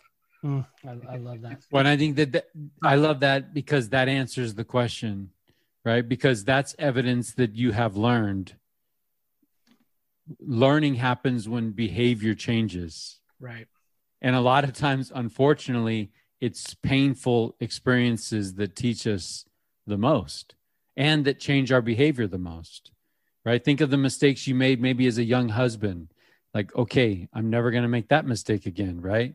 Like there's just things that we do maybe as young fathers that once you make that mistake, it's ingrained. It's like, okay, I'm going to be different because of that experience. I'm going to walk away with that lesson. Yeah. And I think about that often, with child, raising kids and stuff like that, because you want to just keep them safe. You want to do that mother hen thing to keep them safe, gather them underneath you and keep them out of harm's way. But the reality is, we're all, we're a product of our experiences. Right. And, I am who I am, and I can relate to certain people because of some mistakes that I made in my life. And I wouldn't change that for the world because, one, I learned from that stupid thing that I did. And two, I've got to, now I've got some compassion and some empathy for someone that's made some other mistakes, and I can relate to them. I'm a little bit more relatable because I've had some of these goof ups. And so I wouldn't want to take that away from my kids. I wouldn't want them to be deprived of the opportunity to have some of those learning experiences of their own, rather than me just saying, hey, look, I know you want to do this, but not a good idea. Yeah. One of the challenges that I'm having with as a parent right now is I know that my children's beliefs will be stronger when they are tested. It's like that tempered steel, right? When they're in that blacksmith and the hammer and the banging, and that process is how our beliefs, that is how our faith is strengthened sometimes, is when there's opposition or when there's questions. And so as much as I love that thought, like I want to kind of keep that mother hen, and I want to protect them from, temptation, and I want to protect them from having to answer questions about who they are and what they believe in. But it's in the answering of the questions that they're strengthened. It's in the resisting of the temptation that they're strengthened.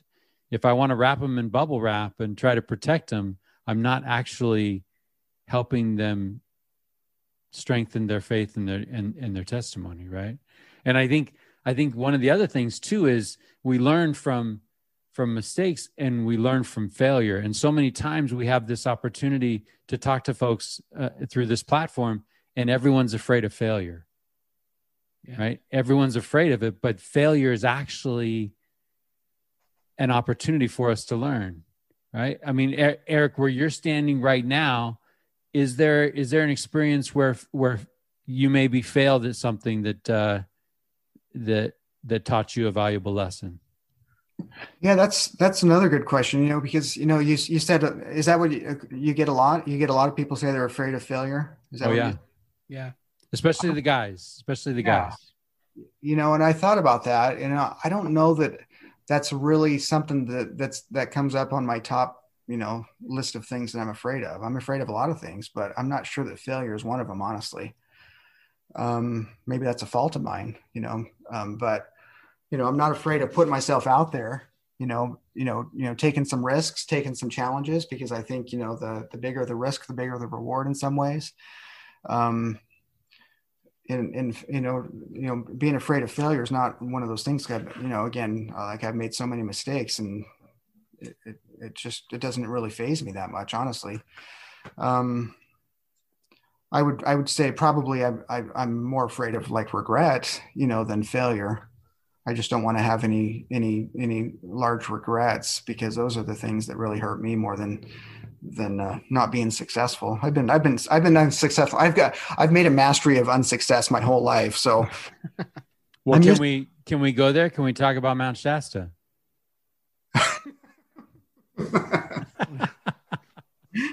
Oh, you had to go there, didn't you? Yeah, we could edit it, but it's an amazing story, and I think there's a valuable lesson. Tyler, have you heard this story?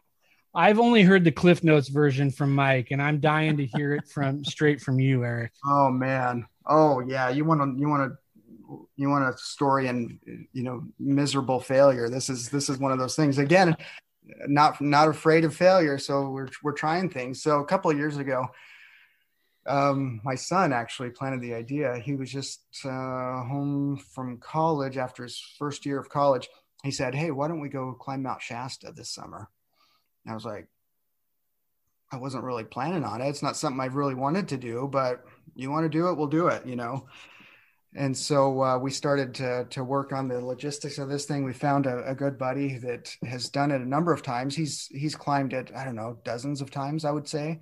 He does it once or twice or three times a year. He climbs, summits Mount Shasta successfully. Obviously, he's a very skilled, climber, and he knows what he's doing. And Mount Shasta's summit is what, 15,000?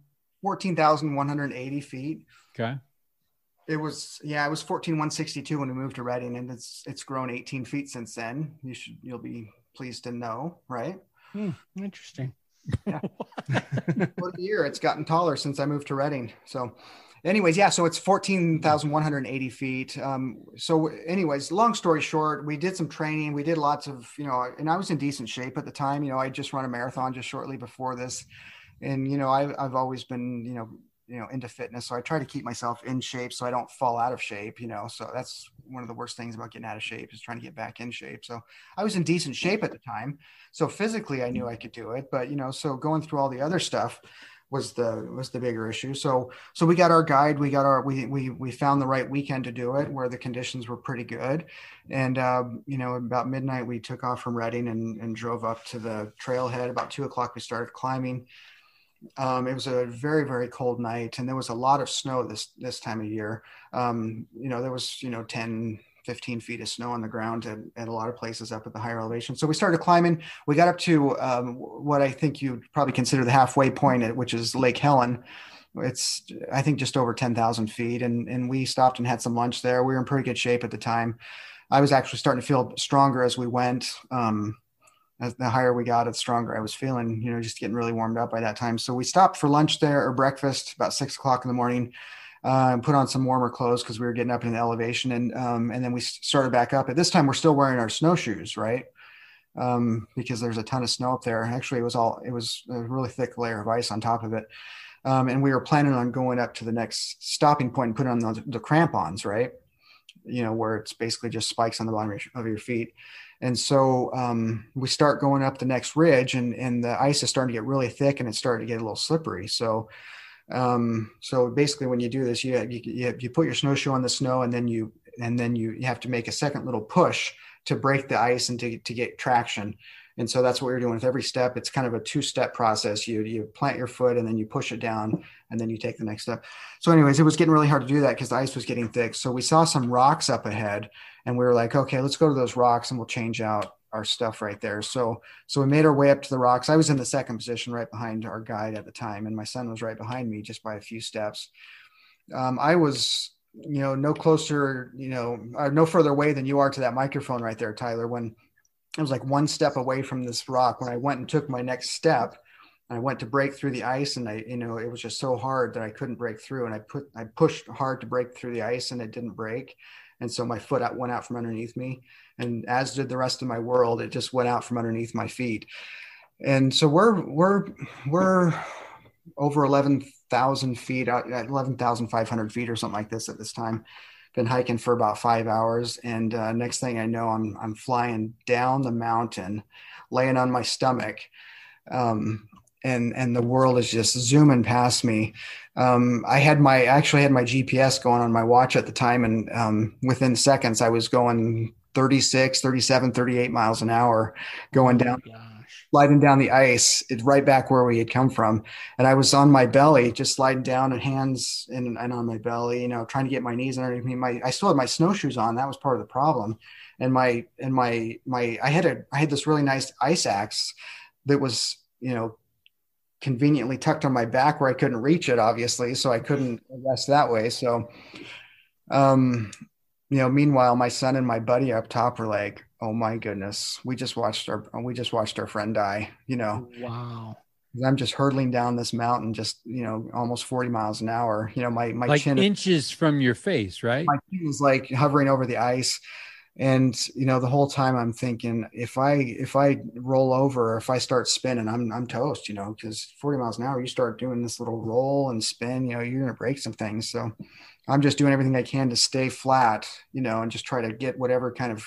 Oh my gosh. So anyways, I'm just flying down. My hands are starting to burn up. Because of the friction. And I'm like, I don't know if I can do this much longer because my hands are just on fire, And in fact, I burned a hole in both of my gloves through these big, thick snow gloves. And I burned a hole through my hand right here. I had this big old hole in my hand from the friction. Anyways, from the friction of your gloves on the ice. On the ice. That's crazy. And so ultimately, something happened. My left hand was able to grab a little chunk of ice that was sticking out.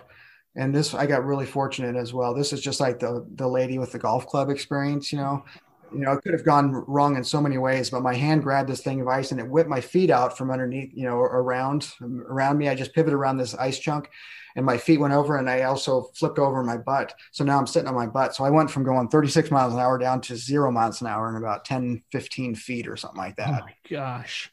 And I'm still on this cliff that, it's like, 45-degree angle, just barely hanging on, thinking, okay, if I sneeze, I'm going to go back down, I'm going to keep sliding. So anyways, and it was just a super precarious thing. So, in the end, I was able to get a hold of myself and dig in a little seat in the snow and get my ice axe out and get everything taken care of. But could have gone very badly. What took me 3 hours to climb up, it took me 45 seconds to slide down. Oh my gosh. That is crazy. Yeah. It was it was over 1,000 feet. It was something, 1,200 feet, 1,500 feet, something like that. And vertical feet. Oh my gosh. About a mile. Yeah. So it was crazy. So what lessons did you walk away from that experience with? For one, well, I mean, it was, you hear some of these experiences about your life flashing before your eyes, that was the longest 45 seconds and the most terrifying 45 seconds of my life, without question, so, that was kind of a lesson in the fragility of life, right? How fragile life is at that point, because, one wrong move and they're writing my obituary in the Monday paper. Right. Mm-hmm. And also I think just the general thing, just the general lesson of life is that sometimes things just don't go the way you plan, regardless of how much training and preparation and planning you do for something.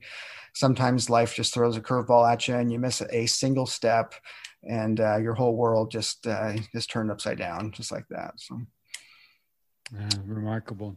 So, hey, as we're kind of wrapping up our time together, you talked a little bit about family today. You talked a little bit about your kids. Talk to me about Jaylin and what she means to you.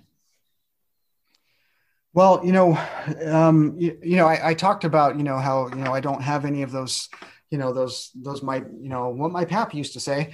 There was one thing that, one piece of advice that I got from my mom that I remember from years ago. And this was when she met Jaylin back in 1996, the summer of 1996. She pulled me aside after we had, been visiting with those guys for a weekend and we were getting ready to head back to Utah where we were going to school. And she says, and it was kind of one of those things, I think she probably grabbed me by the collar and she says, "Erick, don't you mess this up." She said, "Don't you mess this up and don't you let this girl go." And that was my mom, after 3 days of getting to know Jaylin back in 1996, realizing what a special, person she was. And she's, we're coming up on our 25th wedding anniversary, in just a few months here, which is crazy that, I've been married for half my life plus 2 years, and it's been wild. It's been a wild ride. We've had so many good times, we've got so many great memories, but we've also there's been some tough times too. And, and those things, just like you said, that steel, in the forge and the fire, those things have really brought us together, I think, working through some of those tough times.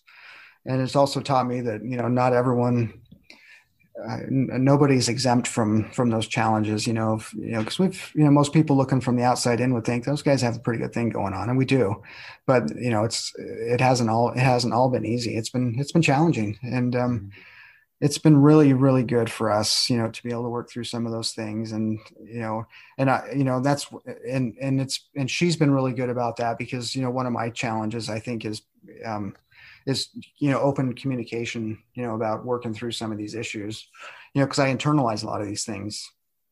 Like a friend just told me just recently, information can either be a weapon or it can be a burden. Mm-hmm. For some reason, I've never weaponized information. That's just not what I believe in. So as a result, it becomes a burden. So I internalize things a lot, and sometimes it's to my detriment, because I probably should be, confiding and trusting a little bit more.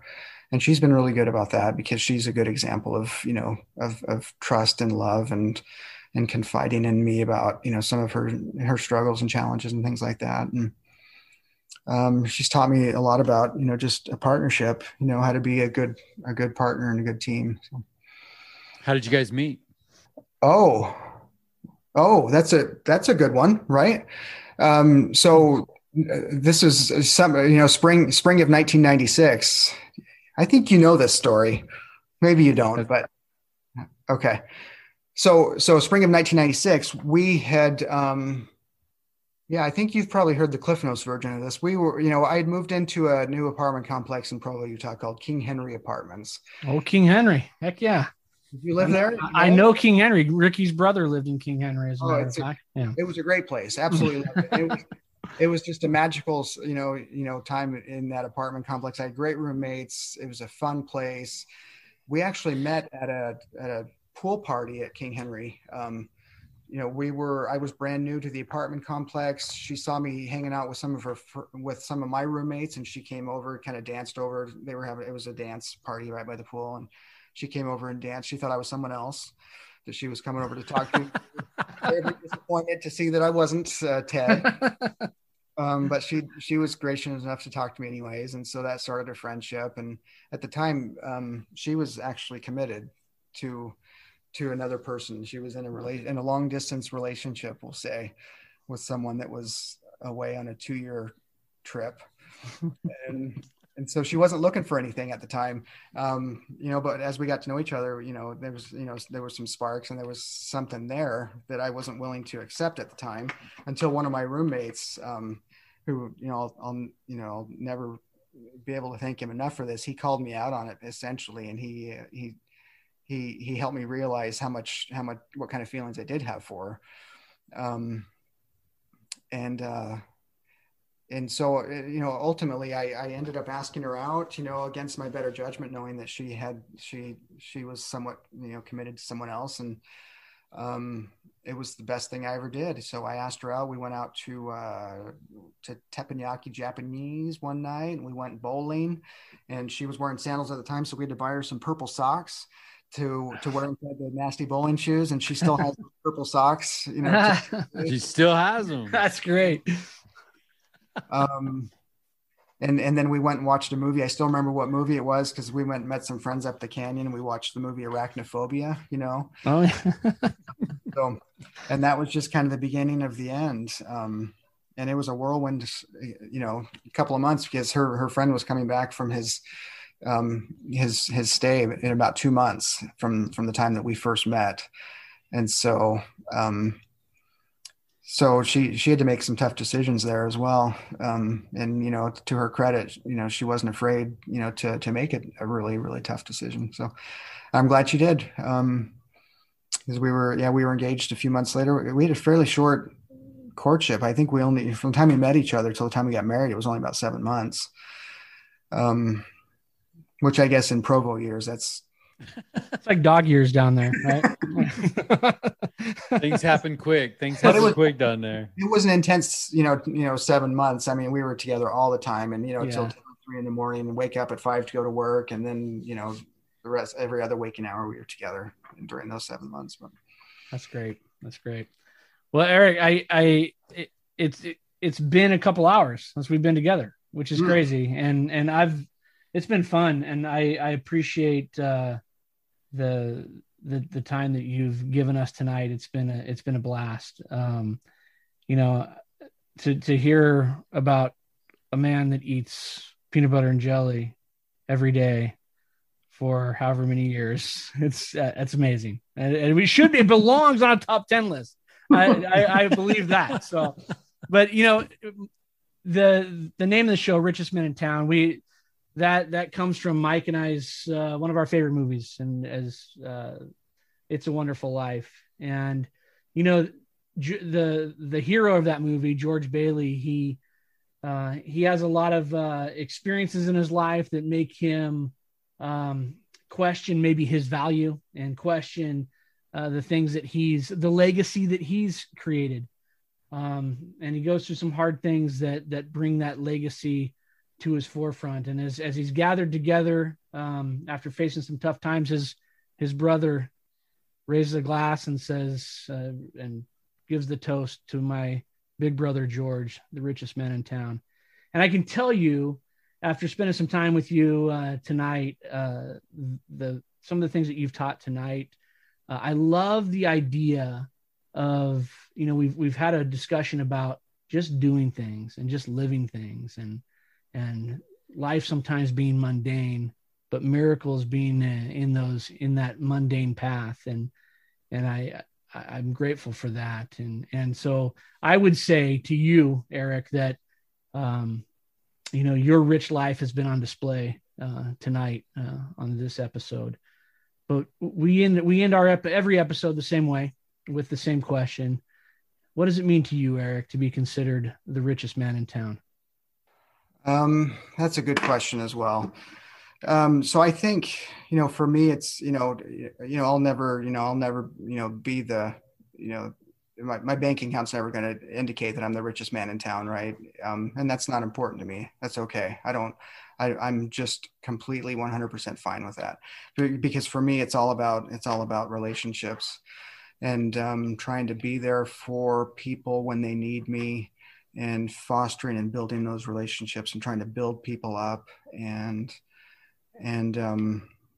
just to try to make people's, lives a little bit better, through their whatever brief or lengthy interaction with me. Hopefully I can be a positive influence on them, and that they can be, and that they can consider their life is better as a result of, getting to interact with me just a little bit.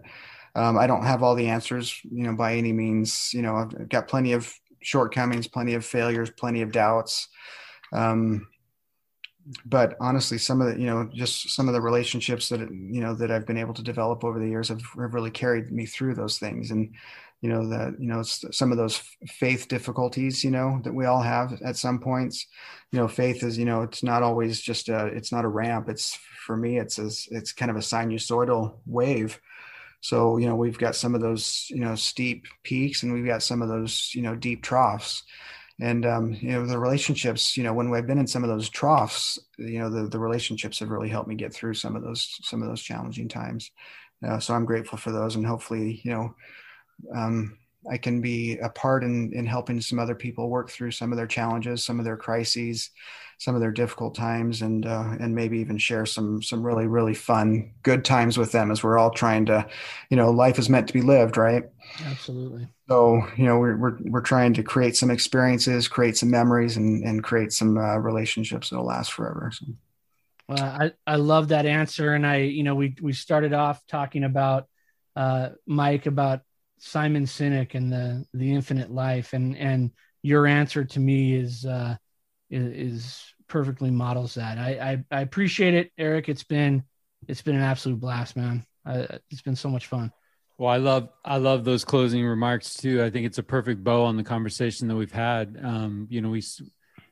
Obviously I knew we were getting together tonight and talking, and so excellence has been on my mind, because you do exemplify that to me. And that's not pedestal talk. I think we have a relationship, and you can point out my flaws, and I can point to evidence that you're human, but I stand by that solid goal, Erick. I think that you are there for a lot of people. And in a way that not all of us fully comprehend, God has given you some experiences that have allowed you to be able to be a comfort and to be able to empathize with people that are going through some things. And I've thoroughly enjoyed the opportunity to share with our world, the listeners of this podcast, some of those stories, some of those experiences that you've had, because you've had them for a reason. I think we've all we've had the experiences that we've had for a reason.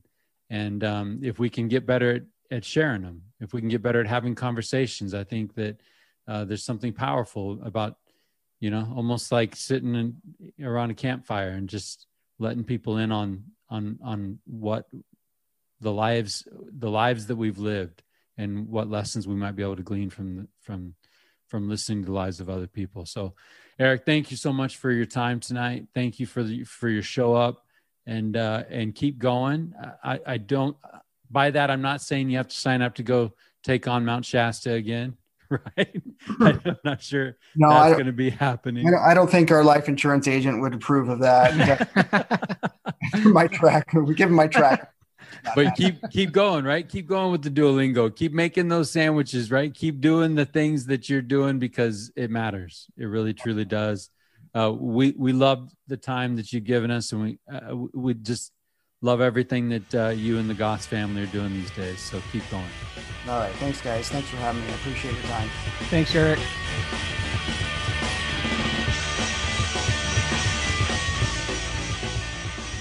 Good idea, Ernie. A toast to my big brother George, the richest man in town.